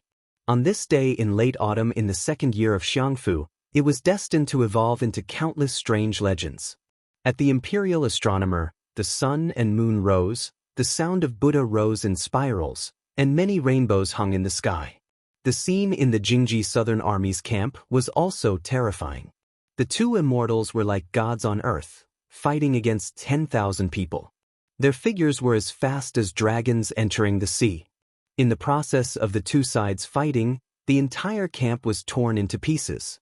Everywhere they passed, they were unstoppable. In particular, the troops under the direct command of the new Minister of War, General Wu Zhongshuan, suffered the most. What normal people called not acclimatized to the climate was just physical discomfort. It was rare to see elite subordinates like Wu Xianxia lose their arms, legs, and even their lives. Most importantly, almost no one recognized the true identity of the two figures. This made the Jingji Southern Army feel even more vexed. When the culprit, Su Fengnian, walked down from the crop altar, the armored soldiers of the Li family, under the leadership of Li Shogua and Li Zhangliang, vowed to guard the gate with their lives. They looked like they would step over the corpses of more than 1,000 people if they wanted to leave. In reality, more than half of the heavy cavalry outside the gate had quietly retreated out of the streets after Enong General Ma Zhongxian had frantically sent out a secret order. However, in order to not disturb the people in the inner and outer cities and not cause more panic, this cavalry that had been greatly weakened before entering the battlefield did not immediately head out of the city to their camp. Ma Zhongxian had hurriedly left his father's sickbed in the manner of General Zhenbei. He didn't even have time to put on the robes of a military official, much less put on the armor. This Enong general turned his head and looked at the remnants of the army shrouded in a tragic atmosphere. His heart bled. In particular, Ma Zhongxian, who was familiar with the officialdom of the capital, knew that once the news of his family's death spread out of the manor to the court and the marketplace, everyone in Tian City would quickly say that his father had died at the exact moment the king of Baoyang was making a ruckus at the Ministry of Rites and the imperial astronomer. He had taken his last breath because he had been scared to death by that young man surnamed Su. Ma Zhongxian clenched his fists tightly. His eyes were bloodshot. He wished he could turn his horse around and give the order to chop that Su guy into mincemeat. A plain-clothed old man walked through the Li family's fragile infantry formation. Li Shogua wanted to remind him, but the old man waved his hand with a smile and walked straight to the king of Baoyang, who had stopped at the edge of the crop altar. The old man did not stand in front of the young man. The two of them walked side by side, but one of them faced north and the other faced south.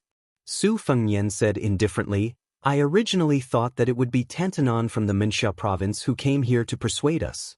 I didn't expect that it would be the head of the secretariat who came here to play the villain." The head of the secretariat, Xianglong, looked up at the altar and chuckled. It's a pity that the imperial astronomer was destroyed just like that. Su Fengnian said, Baoyang lost more than 100,000 men outside the Great Wall, and everyone died facing the north. Isn't that a pity? Xianglong nodded and said in a low voice, "In my opinion, it's all a pity. As a scholar who likes to read history, I feel that it's a pity that the imperial astronomer was destroyed. As a citizen of Liang, I feel that it's a pity that more than 100,000 Baoyang soldiers died in battle. However, I came to the capital to ask for a robe from the imperial court to wear, so I have no choice but to come here and nag at the king." Su Fengnian's blade-wielding left hand was pierced through by the long rope.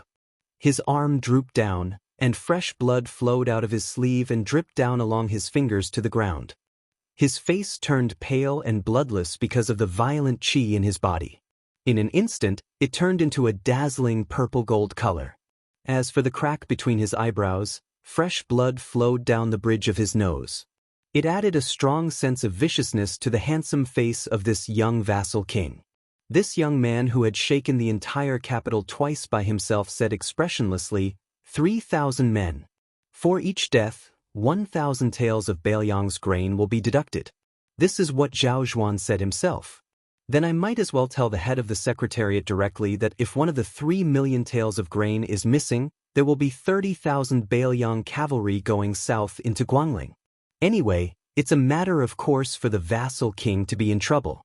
If the imperial court doesn't care about the lives of the people of Baoyang, Su Fengnian, am very easy to talk to. I don't mind letting you know what loyalty is." When Xianglong heard these words, he didn't pretend to be angry. Instead, he smiled and said, "King of Baoyang, to be honest, no matter where my ancestral home is, I, Xianglong, have always regarded the Shangyin Academy of Guangling Path as my home. Yang Xinxing and Yan Zhenxuan have already messed around on my land once. That bastard Song Li and Ko Jianghuai have done it again. Next, it will be Wu Zhongshuan and Lu Xingxiang's turn to mess around. It's fine if they can end the battle quickly. No matter who wins or loses, as long as there is a winner, it will be a good thing for the people of Guangling Path. What I'm afraid of is a stalemate. It's fine if all the young men and old soldiers die, but if all the soldiers die, won't it be the same as using the lives of the people to fill the hole? Isn't that right, King of Bailiang? Su Fengnian didn't say anything. Qi Yanglong did not look like an important official in the central government, but more like an old man who had a belly full of complaints. Now that he finally found a young man he could confide in, he could not shut up. Chao Changqing has a knot in his heart and can't get over his own threshold. Even Duke Yansheng can't persuade him, so of course I'm not willing to waste my breath. As for those who helped the imperial court to lead troops to war, I, as the head of the secretariat, can't persuade them. Moreover, the martial artists in the world make contributions on the battlefield. Whether they die on the battlefield or be conferred the title of marquis or become a general, it all depends on their own abilities. It's all up to their own destinies. It's all their reasons. I, Qi Yanglong, can't go and nag them just because I say I pity the common people in the world and say empty words like asking them to lay down their butcher's knife. At the very least, if I can persuade Lu Sheng and Wu Zhongshuan, there will definitely be Ma Sheng and Song Zhongshuan. After all, I can't stop the trend of the world. Qi Yanglong suddenly turned his head and stared closely at the young man whose face was covered in blood. But I think it's useful to tell you. I can't help it. You're Su Zhao's son. Su Zhao has always been very reasonable. Otherwise, why would he use gold and silver to build a 10-li long embankment for my family in order to let that little girl Wei Xiong enter the academy? Before I came to the capital, I had to go there every morning and night regardless of rain or shine. I don't know if Su Zhao has told you before, but when he led troops to Jianghu, he passed by Shangyin Academy from Mount Longhu and made a secret visit. He blocked me in my room and took off that cold saber. Well, if I'm not wrong, it's probably the one you're hanging now. He slapped it heavily on my desk and asked me if the name, Su Fengnian, was good. Of course, I gave him a thumbs up and said it was good. It was really good. Then your father immediately became amiable and said that I, Qi Yanglong, was indeed a learned scholar. He even turned his head and asked your mother to say that I was full of military strategies. I was very happy. Of course, it wasn't because of this low-level flattery, but because in the end, your father didn't cut me with a saber. Su Fengnian raised his right hand and wiped his face. Chapter 1644. Qi Yanglong continued to look at the profound crop altar. You definitely can't imagine how much money Bailiang sent over to build the embankment. No matter how long the embankment is, how much money would it take to build the Shangyin Academy with all the manpower and material resources? However, how much money did your father secretly send over? Do you know? It was a total of 3 million taels of silver. Therefore, not only did the Shangyin Academy gain a lake embankment with willow trees, but in the next 5 years, they also secretly built a library that was the best in Jiangnan. There were no less than 200 sets of printed books in the library. In addition to the mountain of silver, there was also a light secret letter that was handed to me. The words on it were the ugliest I've ever seen. However, for more than 10 years, when I had nothing else to do, I would often take it out and read it. The letter said that his eldest son would definitely be good at studying and would come to Shangyin Academy to study in the future. Perhaps in the future, the Su family would become the top scholar. That would truly bring honor to the family. If the son of a vassal king couldn't become an official, then being the top scholar wouldn't be bad either. When I first read the secret letter, I really wanted to write back and ask him, "You're a warrior who killed countless scholars. Do you have nothing better to do than let your son become a scholar? Your Su family is the most powerful official in your generation. You have both the pillar of the state and the hereditary throne in your hands. Do you really lack the title of top scholar?" I also wanted to ask him, what is 3 million taels of silver? So many people of the 8 states have died, and how many scholars have died?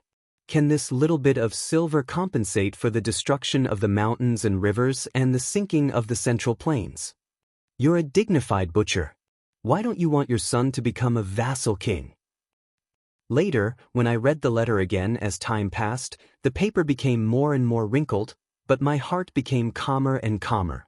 During this period, I heard that after the death of the old emperor, You actually dared to sing and dance in Mount Qingliang to celebrate peace.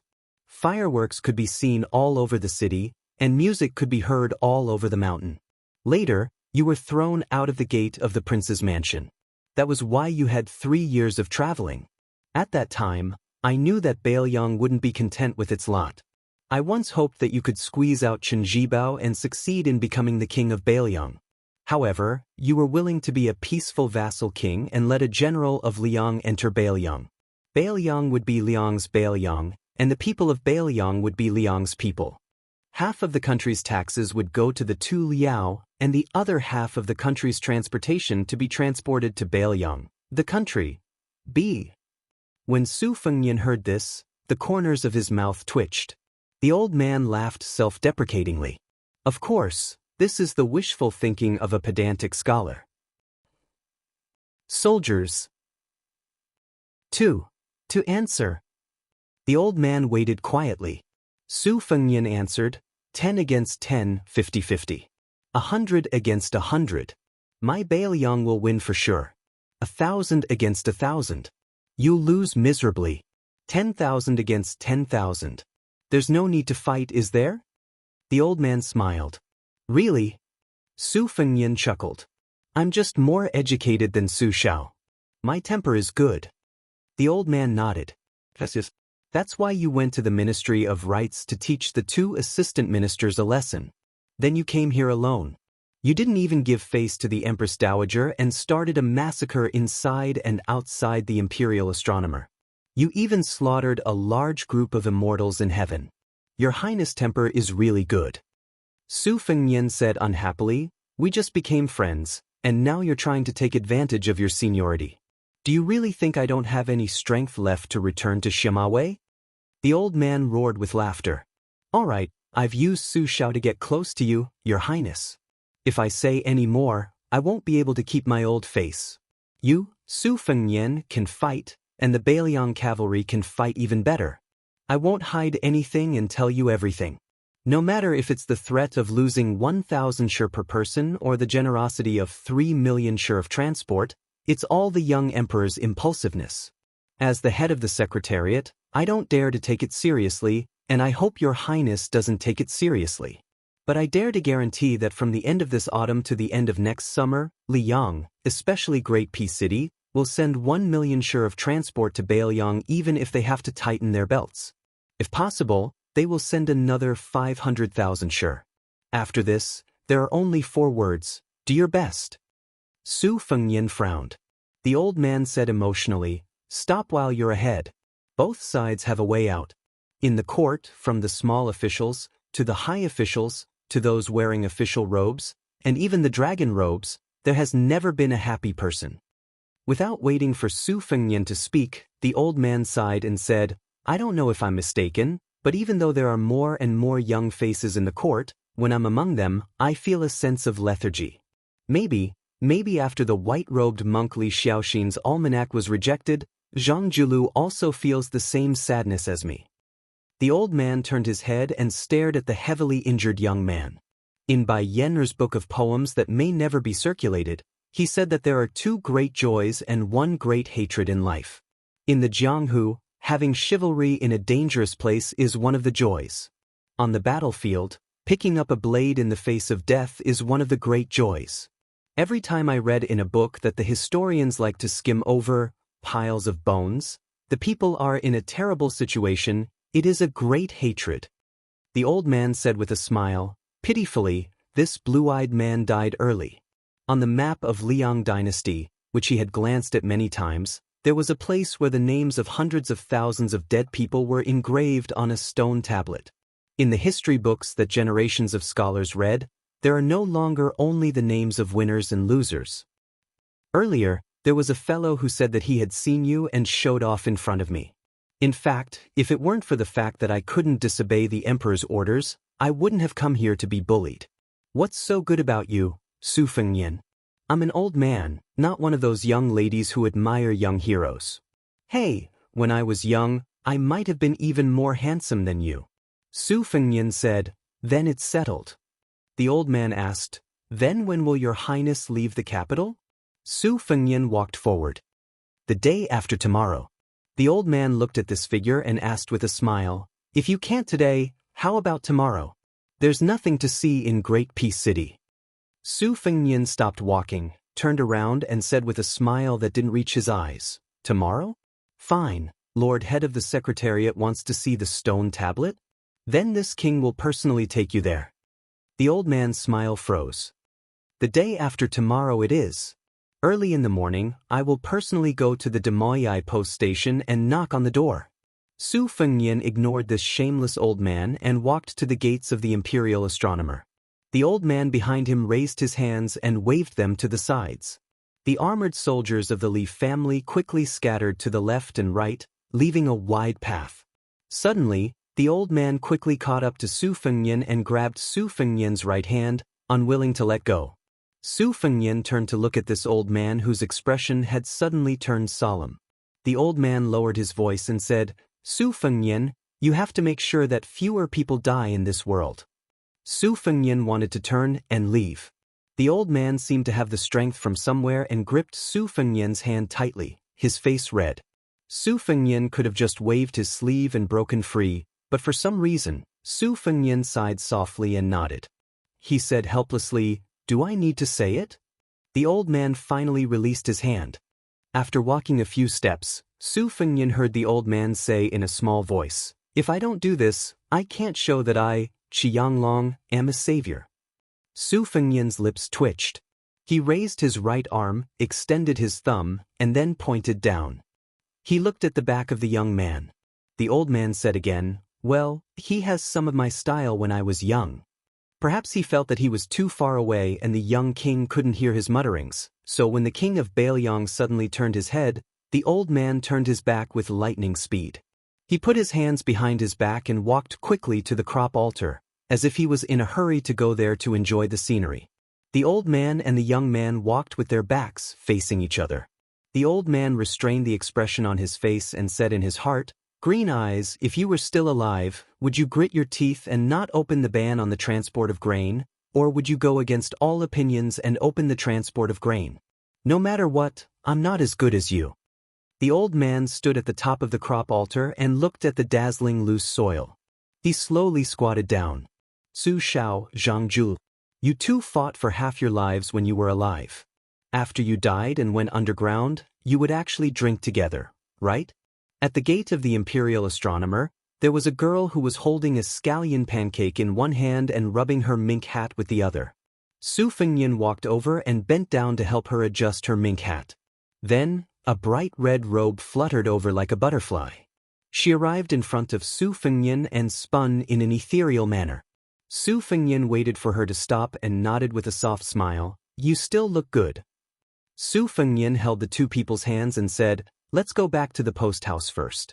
We'll go home together the day after tomorrow." Su Yanbing had returned to the carriage at the gate of the imperial astronomer. He had already put away the spear. Su Fengnian wiped the blood that just oozed out from the corner of his mouth with the back of his hand and said with a smile, "You're back so soon? This spear is really fast."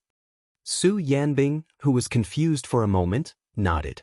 When the young lord sat in the carriage and the carriage drove for a long distance, Su Yanbing, who finally realized what was going on, laughed and scolded, "Motherf asterisk cur, you don't even use a dirty word when cursing people."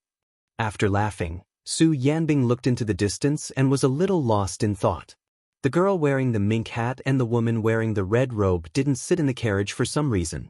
Inside the carriage, the young man who was covered in blood took off his cold sword, held the king's robe with both hands, and buried his head in it. His shoulders trembled. No expression. No crying. Chapter 1645. A middle-aged man with a refined appearance appeared outside the Demoyai post house. The post house officer looked at this man who gave him a strange feeling. He heard that he called himself Wuxia and said that he could enter as long as he reported his arrival to the king of Bailiang. The post house officer saw his outstanding bearing and did not dare to slight him. However, when the post house officer did not see the prince, he was stopped by the man surnamed Su, who was acting as a coachman. The two of them walked back to the post house together. Su Yanbing and Wu Qi stood separately outside the post house officer's door.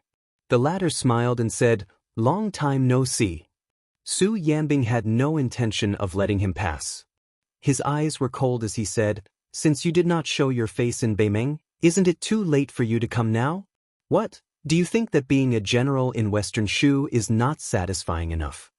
Wu Qi laughed loudly and said, "Lu Yanbing, oh, that's not right. I heard that you bestowed the surname Su to my brother-in-law, so I should call you Su Yanbing now. Regardless of whether I am in northern Mang or western Shu, when an uncle comes to visit his nephew, you are going to stop him?" Su Yanbing laughed coldly and said, "If you want to die, I won't stop you." Wu Qi sniffled and said, "What a temper. No wonder you are a martial arts grandmaster who is on par with the king of Shu. You don't have to beat me to death. I'm scared to death." Suddenly, the man who called himself the king of Beiliang's uncle shouted, "Nephew!" There was a loud bang. Wu Qi slid back dozens of feet from the Demoyai post house officer's door. Su Yanbing slowly retracted his foot. He even rubbed the soles of his feet on the door sill as if he was afraid of dirtying his boots. Wu Qi, who had leaned back but didn't fall to the ground, stood up straight and wiped the blood from the corner of his mouth. He didn't get angry and continued to walk to the door. At this time, Su Fengnian, who had changed into clean clothes, was already at the door. Su Yanbing moved aside. Wu Qi put away his frivolous expression and no longer had any thoughts of barging into the post house. He stood outside the door and said, "I, Wu Qi, have never thought of 4 things in my life. My sister married Su Shao. Su Shao did not rebel against Li Yang, and you protected Beiliang and left the imperial astronomer alive." Su Fengnian's expression was complicated. "Why don't you come in and have a cup of tea?" Wu Qi shook his head and said, "No. Regardless of whether I'm right or wrong, I don't regret my actions. Since I didn't show myself to meet my nephew in northern Mang back then, I don't have the right to enter today." Su Fengnian asked, "So you have something to say?" Wu Qi still shook his head. "I just came to tell you that your trip to Beimeng was not in vain.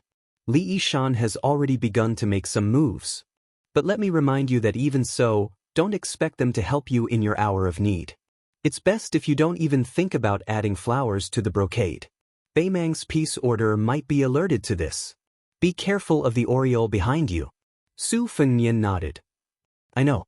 Wu Qi grinned. "If there really comes a day when we fight on the battlefield, Chen Zhibao will not show mercy. I will do the same. I hope you can do the same." Su Fengnian said, "No problem." Wu Qi was just about to speak when he heard his nephew considerately remind him, "If you want to vomit blood, vomit it for a while." Wu Qi's face immediately darkened. He coldly harumphed, clutching his chest as he turned around and left. Su Yanbing glanced at his departing figure. He held back his laughter and said softly, "That kick of mine was not heavy." Su Fengnian grunted. "That's why I said that." Su Yanbing was speechless. That sentence seemed to have been much heavier than his kick. Su Yanbing suddenly turned his head. Su Fengnian helplessly said, "Forget it." The red-robed woman and a certain young girl not far away, who had been itching to give it a try, finally gave up. Su Yanbing laughed. "Then I'll go find some wine to drink. The post house doesn't even have a bottle of green ant wine. That's too unreasonable." After saying this, Su Yanbing walked towards a restaurant on the street. Unlike yesterday's Demoyai post house, where the majority of the guests were men, the seats of today's restaurants, inns, and tea houses were all filled with women. There were young women, plump women, and even many young girls who were in the prime of their lives. When Su Fengnian appeared at the entrance to see Wu Qi, almost at the same time, flower hairpin women poked their heads out of the windows, their eyes shining brightly. There were those who were full of affection, those who were bold enough to cast amorous glances at him, and those who were shy and wanted to say something. There were also bold and unrestrained women who were shamelessly shouting the name of the king of Beiliang. Su Yanbing had not even entered the restaurant when countless handkerchiefs, round fans, scented sachets floated above his head, a large shower of fragrant incense. These women were all saying things like, "I'll have to trouble this Beiliang warrior to give this fan to His Highness."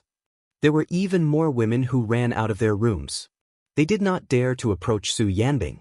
In any case, they threw the letters in their hands at him and turned to flee. Even the half-step martial Saint Su Yanbing could not withstand this terrifying array. On both sides of the street, soft whispers could be heard from upstairs and downstairs. See, I told you a long time ago that my young Master Su is the most handsome man in the world, but you didn't believe me. Now you've gone crazy. Aya, my eyes are about to get pregnant.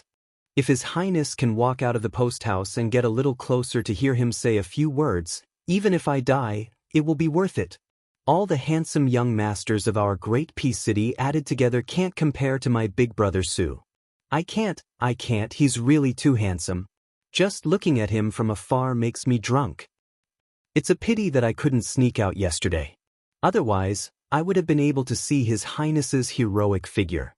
Lend me your shoulder, I want to cry for a while. I've decided. In this life, I will only marry young Master Su. If that doesn't work, I'll just be a maidservant. Su Yanbing patted a scented sachet off his shoulder and decisively turned to walk back to the post house. He wondered if he should have His Highness leave Great Peace City as soon as possible. Weren't the women of the capital a little too formidable? Su Fengnian had already brought Jia and Su Ying back to the courtyard. He was dressed in purple and had come uninvited to lie down on a rattan chair under the eaves, resting with his eyes closed. Su Fengnian had also brought over a rattan chair. The woman in red who had taken off her veil crouched down next to Su Fengnian. The chuckling girl sat on the steps and had pulled out a scallion pancake from somewhere and was nibbling on it. Su Fengnian lay down on the chair and softly asked, "Why haven't you returned to Mount Hui yet?" Xianyuan Qingfeng did not speak. Su Fengnian opened his eyes and looked at the eaves. That year when he had entered the capital, it had also been at the post house in Great Peace City, on a rattan chair in this courtyard. Su Fengnian had talked to this crazy woman about snowmen and ideals. It was also at that time that the idiot with the wooden sword had left the Jianghu. Xianyuan Qingfeng did not open his eyes. He coldly asked, "After all these years, have you pitied me or yourself?" Su Fengnian smiled. Xianyuan Qingfeng fell silent. Su Fengnian said, "Thank you for helping me suppress Qi Jiajie's sword aura yesterday." Xianyuan Qingfeng coldly said, "You owe me the title of #1 in the world." Su Fengnian snickered. I know. As long as it's business, I guarantee that I'll be honest with everyone." Xianyuan Qingfeng started working and muttered to himself, "Business, huh?" In the next moment, there was only a light breeze under the eaves. Su Fengnian turned his head and looked at the rattan chair without purple clothes. He stood up and sat next to the chuckling girl. She took out another scallion pancake and placed it in front of Su Fengnian without turning her head. Su Fengnian took the slightly hard pancake and ate it in big bites. The red-robed Su Ying stood in the middle of the courtyard. Su Fengnian mumbled, "Turn around." The red pancake spun non-stop, pleasing to the eye. Su Fengnian smiled brightly. After the head of the secretariat, Shi Yanglong, left the imperial astronomer, the old man was personally led by the head eunuch of the ceremony directorate, Song Tonglu, to a small hall located between the inner and outer court of Liang, the Hall of Immortality. The newly built Hall of Immortality was located in the inner court, but it was closely connected to the outer court. In addition, there were a total of 12 scholars who handled government affairs near the Hall of Immortality. This made the Hall of Immortality, which had been abandoned for many years, into a veritable central location. The Hall of Immortality did not take up much space. It was in the shape of an I-shape, a typical front hall and back bedroom. In the hall hung a large plaque with the words, "Fair and Peaceful," written by the late Emperor Zhao Dun. Recently, the small court meetings that the young emperor personally hosted had all been moved here. The introductions of important officials were also carried out here. A number of newly appointed officials, such as Tian Zong, Dong Gong, and Huang Weidong, the leader of the Old Green Party of the previous dynasty, Hong Lingshu, the general of Nanjiang who had replaced Liu Baijie as the Minister of War, and the head of the Pring family of Liaodong who had succeeded Han Lin as the Assistant Minister of Justice, had all come here to meet the emperor. When Qi Yanglong stepped into the Hall of Immortality, Huan Wen, the head of the province, and Chen Wang, the assistant of the scattered left cavalry, were already present. Zhao Yuling, who was in charge of the secretariat, and Yin Maochun, the heavenly official of the Ministry of Personnel, who had different political views, were also present. However, the two of them stood far apart. Not only did they not have a harmonious atmosphere, but they also seemed to be estranged from each other. Of the 6 grand scholars, only Wen Shoren, the grand scholar of the Hall of Wuing, and Yan Jieshi, the grand scholar of the Dongyuan Pavilion, were present. None of the newly established grand scholar of the Guangha Pavilion showed up. Other than that, there was also Zhao Yang, the commandery prince of Changshan, Gao Shizhi, the Duke of Yen, and Song Downing, the Marquis of Huaying. 4 ordinary officials of Liang. These 3 were low-key people who had long heard of their names but never met.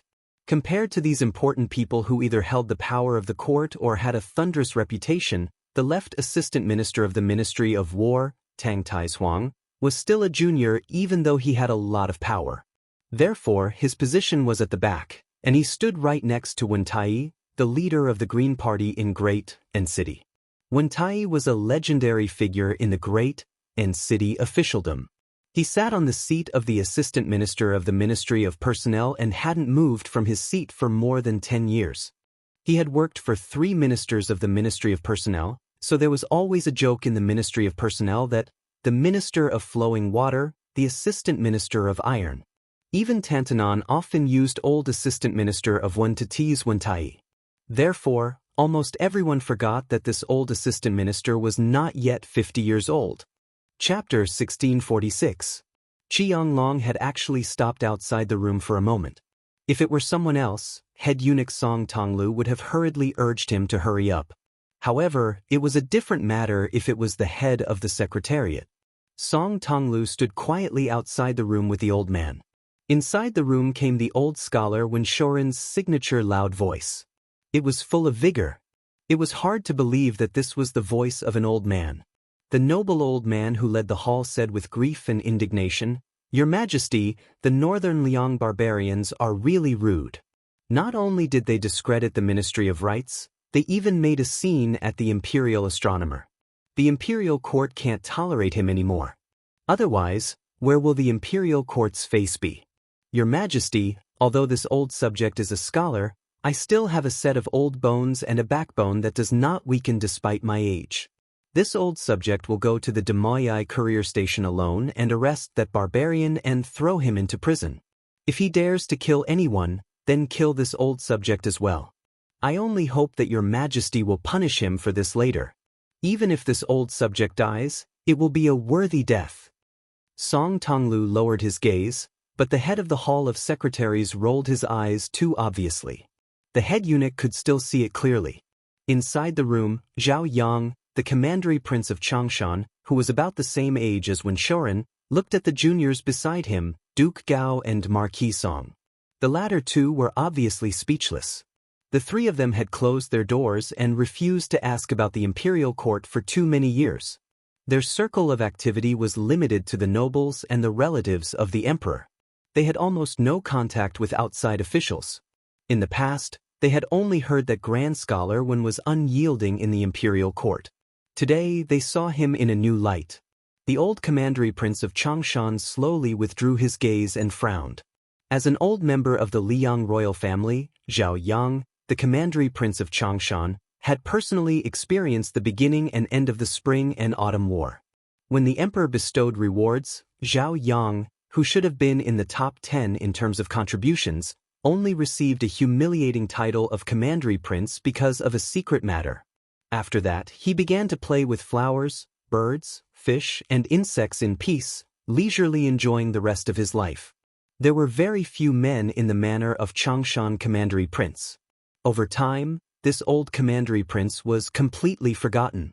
If Song Downing, who could barely be called a young and healthy man, was going to make a big move when he returned to the court, then the old commandery prince at this age seemed to be just doing his best. Grand Scholar Wen, who was famous for carrying the coffin and remonstrating to death, began to count the major crimes of the young king after the hereditary succession. He was impassioned and the room was full of righteousness. This Wuing Palace Grand Secretary was obviously going to fight to the death with the Su family. There had been rumors in Graydon City for many years that Grand Scholar Wen was so paranoid that he did not have a good attitude toward any official in Jingdo with the surname Su. One of the two biggest topics of discussion in Great and City in the past half a year had to do with the Wen family. It was said that the granddaughter of the grand scholar Wen, who was spoiled to the heavens, not only said that she wanted to go to the northwest to see the new Prince Liang, she almost really ran away from home and successfully eloped. Sir Wen was so angry that he fell seriously ill and was bedridden for half a year. During this time, Jean Lanting of the Ministry of Rites had visited him no less than 3 times. However, looking at Wen Shoren's vigor, it did not seem like it. The assistant minister of the Ministry of Appointments, Wen Taiyi, was in this room. Although his rank was the same as Chen Wang and Tang Taizhuang, even he knew the difference. As one of the 3 chariots of the Green Party, of the other 2, Lu Feiqi of Shangzhou State had passed away. The Lu family had married into Bailiang and moved to Bailiang. The general of Qingzhou, Hong Lingshu, had entered Jingdou from a local area. It was not clear whether the overall power of the Green Party had increased or decreased. However, the present emperor wanted to reappoint officials of the Green Party. This was an undeniable trend. Wei Dong, who had also come from Qingzhou, had just become the #1 person in the Guangling Navy and Qingzhou Navy. This conjecture was confirmed. Yin Maochun had not been in charge of the Ministry of Appointments for long. It was not very likely that Wen Taiyi, the left assistant minister of the Ministry of Appointments, would become the heavenly official of Liang. However, it was not impossible for him to be the leader of another department. He had a certain chance of being in charge of the Ministry of Justice, Ministry of Works, and Ministry of Revenue. Today, Wen Taiyi's sudden appearance here caused Zhao Yuling and Yin Maochun to look at him a few more times. The young emperor did not interrupt when the scholar's impassioned speech of righteousness and plain-spoken integrity. However, when Qianglong crossed the threshold, the group of powerful officials turned their heads in unison and made Wen Shoren stop himself. He followed the others and bowed respectfully to the head of the secretariat. Qianglong stood where the grand secretary should stand. After bowing to the emperor, he said concisely, "I have just seen the king of Bailiang. He has agreed to leave Jingdou the day after tomorrow. Regarding the lifting of the ban on the transport of grain, the king of Bailiang hopes that the court can send 500,000 dan of grain to Bailiang before autumn next year." A trace of confusion appeared in Huan Wen's eyes. He couldn't help but turn his head to look at the head of the palace secretariat standing beside him. He noticed that when Qianglong said the number 500,000 dan, the palm in his sleeve made a small gesture in front of him. Commandery Prince Changshan's eyelids drooped in disappointment. As for the reason, probably only the old Commandery Prince himself knew. Tang Taizhuang of the Ministry of War, who was sitting at the very back, smiled coldly. "You, Su Fengnian, have caused such a great storm in Great Peace City, yet you only dare to ask for 500,000 dan of grain from the court? Could it be that Great Peace City is no longer your territory and you don't even have the courage to ask for an exorbitant price?" The young emperor sitting on the couch breathed gently. A smile flashed across his face. He swept his gaze over the important officials of Liang and asked calmly, "Dear officials, what do you think?" When Shoren was about to jump out and scold the new prince of Liang when he heard Chen Wang, who was standing in the same row as him, and Yan Jieshi, speak first. "I believe that the king of Bailiang is the king of Bailiang, and the people of Bailiang are the people of Bailiang. The 500,000 dan of grain can agree to lift the ban and send it to the way of Bailiang." When Shoren immediately closed his mouth and swallowed back the grand speech that was about to come out of his mouth. The old scholar was able to put on the airs of an old official of 3 dynasties in front of Jin Sanlang, but for some reason, when Shoren felt uneasy about Chen Xiaobao, whom he had never interacted with before. When they met occasionally, he would take the initiative to be friendly. Unfortunately, official Chen never showed any signs of looking at him in a different light. This made Wen Shoren feel regret deep in his heart, as well as some unknown apprehension. Commandery Prince Changshan, Zhao Yang, who had not spoken in court for many years, said coldly, "Your Majesty, the Bailiang soldiers who died fighting outside the pass are worthy of 500,000 dan of grain as a reward. It would not be too much to say that lifting the ban and sending 1 million dan of grain is not an exaggeration. But this Su Fengnian, as a vassal king, has no regard for the law in the capital. We cannot make an exception and encourage his arrogance." Thus, I believe that not a single dan of grain can be given to Su Fengnian. The Grand Secretary of Dongyuan Pavilion, Yan Jieshi, also agreed. Your Majesty, I agree with Commandery Prince Changshan's opinion. The Bailiang people and soldiers have performed meritorious deeds, but the King of Bailiang has made a grave mistake. Thus, meritorious deeds and demerits should offset each other, and the rewards and punishments should be clear. This is in accordance with the laws of the imperial court. Tang Taishuang said in a low voice, Your Majesty, I am willing to personally escort the King of Bailiang out of the capital and its environs today. The young emperor did not comment. He looked around and finally saw Wen Tai, who was standing at the back and was half a head shorter than Assistant Minister Tang. He asked warmly, Assistant Minister Wen, do you have anything to say? Wen Tai said without hesitation, I believe that the lifting of the ban on Bailiang's transport of grain can be given, but not too much. It can be done slowly but not urgently. There was a secret room on the right side of the Hall of Spiritual Cultivation. On the wall of the secret room's west door, there was a large map with the names of officials written in small characters. It took up more than half of the wall. A young man stood at the bottom of the wall. He raised his head, but his eyes were tightly shut. He was a blind man dressed in white who stood at the center of Ling. Although the young blind man could not see the contents of the map, he could feel the indescribable grandeur. In the Liang dynasty, almost all important officials, whether civil or military, would have a place on the map as long as they reached the threshold of the 4th rank. From the capital to the various provinces and counties, from the 3 provinces and 6 ministries to the provincial governors and governors, from the great general of punitive expedition to the general of a province, they were all written on the map. Among them, there were very few names and their official positions. 2 concise and comprehensive evaluations were written in black and red small characters. One came from Yin Maochun, and the other came from Zhaogo. The young blind man looked at the map as if he was looking at the whole of Liang. When he heard Wen Tai's strategy of not too much, not too little, it can be done slowly but not urgently, the young man smiled knowingly. He approved of the strategy, but also mocked it playfully. The young emperor said, The matter of the transport of grain will be discussed tomorrow. Today, I want to discuss with everyone the candidate for the Jinggan Dao's magistrate. Almost everyone understood. No wonder Assistant Minister Wen would make an exception and make an appearance today. There was nothing to discuss. Nowadays, when it came to the promotion of officials, the young emperor's words carried enormous weight. The head of the secretariat, Shi Yanglong, and the provincial governor, Huan Wen, never had any objections. In addition, Chen Wang, who never missed a small court meeting, and Yin Maochun, who always understood tacitly, all appointments went smoothly.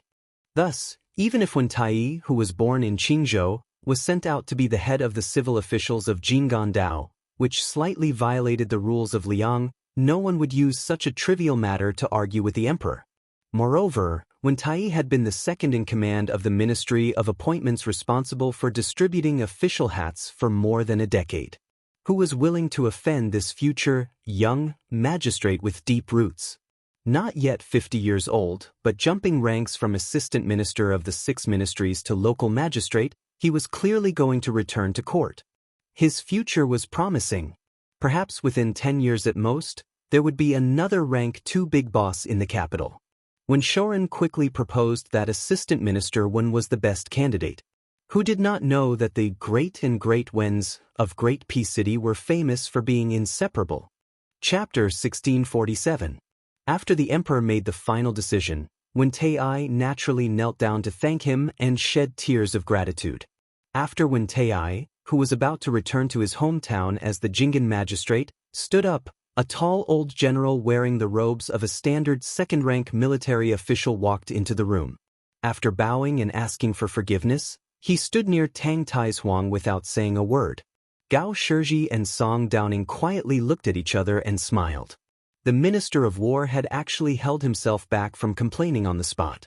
Most likely, other than the 2 Grand Secretaries and the newly promoted Wen Tai, most of the people present had already heard of the disturbance in the Jingji Southern Army camp.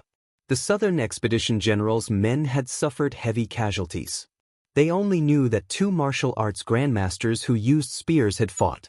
As for who it was, they didn't even see their faces. What followed was a tepid question-and-answer session.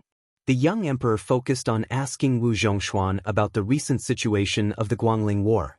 An hour later, this far-reaching court meeting ended. Only Qi Yanglong, Huan Wen, Chen Wang, and Wu Zhongshuan remained.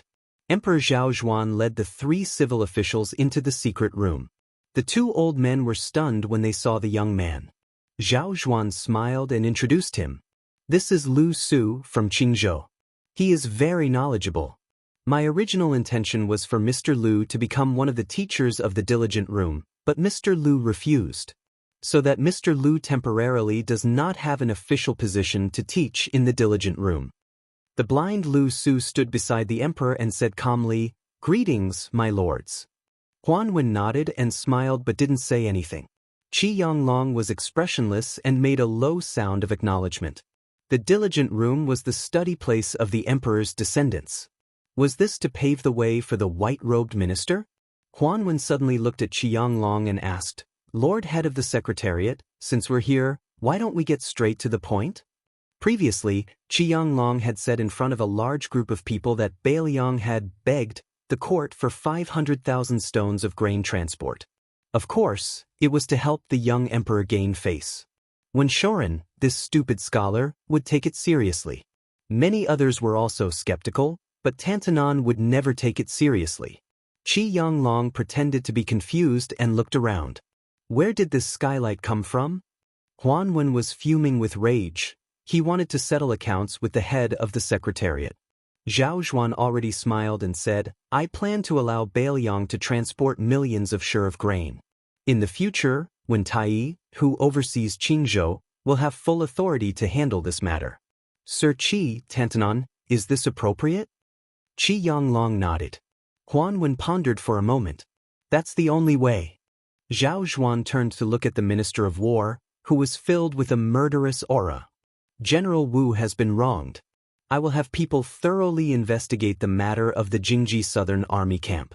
Before General Wu returns to Guangling Road, I will definitely give you an explanation." Wu Zhongshuan cupped his fists and said, "Since your majesty has such intentions, this general has nothing to say.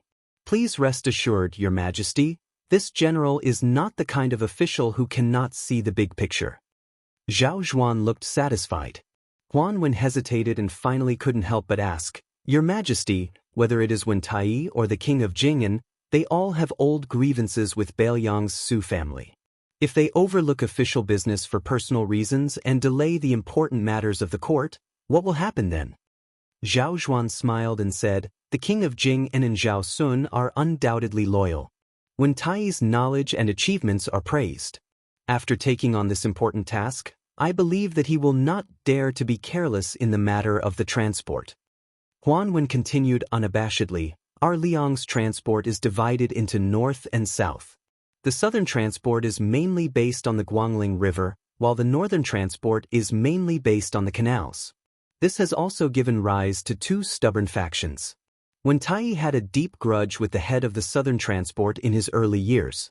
I'm afraid that even if Wen Tai is sincere in his work, the southern transport will make things difficult for him from top to bottom. Furthermore, the Qingzhou general Hong Lingshu, who could originally balance the transport of more than 100,000 troops, is now in the capital. In Lao Chen's opinion, if Wen Tai is appointed as the Jinggan Dao Jingshi, we still need to send a deputy Jidushi whose prestige is not weak. Other than intimidating the snakes and insects in the hinterland of the Central Plains, we can also conveniently clean up the mud that has accumulated for many years in the south." Although Huan Wen was somewhat overbearing, Zhao Zhuan still nodded with a smile. "If that's the case, what does Tantanon think of Enong General Ma Xianliang leaving the capital to take up the post of deputy Jidushi?" Huan Wen was somewhat surprised. Chen Wang was about to speak. Whether it was his ability to lead troops in battle, his reputation in the army, or his family background, Ma Zhongxian's promotion from a third-rank Anshi general to a second-rank deputy Jidushi in the vassal king's territory, as well as a promotion within the military official system, there were no major problems to be found. However, as the son of Ma Liang, Ma Zhongxian's departure would be enough to suppress the transport officials.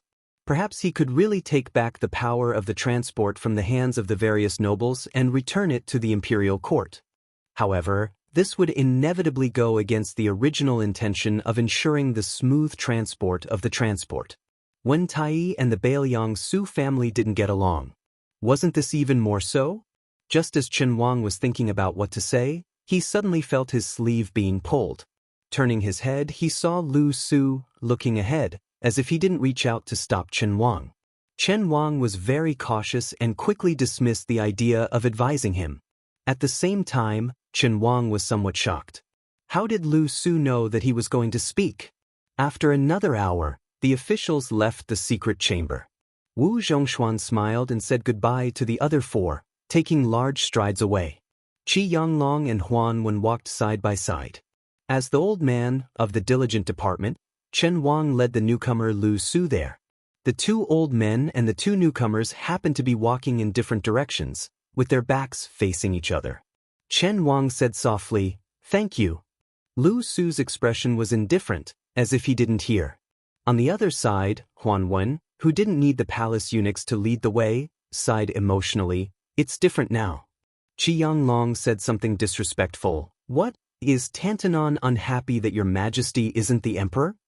Huan Wen said angrily, "Bullshit." The head of the secretariat pretended to sniff. "The autumn air is refreshing. The osmanthus fragrance refreshes the mind. Where did this stinky fart come from?" Huan Wen snorted coldly and quickened his pace, obviously unwilling to continue walking side by side with the head of the secretariat. Qi Yanglong didn't stop him, but also quickened his pace, laughing softly. "At the imperial astronomer, the king of Bailiang personally praised my knowledge as the best in the world. Tantanon, what do you think?" Huan Wen turned his head to look at the head of the secretariat, who was full of pride, and said disdainfully, "Who are you trying to fool?" This time, it was Qi Yanglong's turn to stride forward. Huan Wen looked at the back of this figure and muttered, "Is that kid blind? Or does this old man have a beautiful granddaughter at home, and that kid is thinking about her?" When the lady boss of Jiujiu restaurant was personally led into the small courtyard by Su Yanbing, she saw a scene that made her not know whether to laugh or cry. The king of Bailiang was sitting on a small bench, scrubbing his extremely luxurious royal robe. The problem was that the young man's movements were very skillful. Su Fengnian had just finished washing the clothes.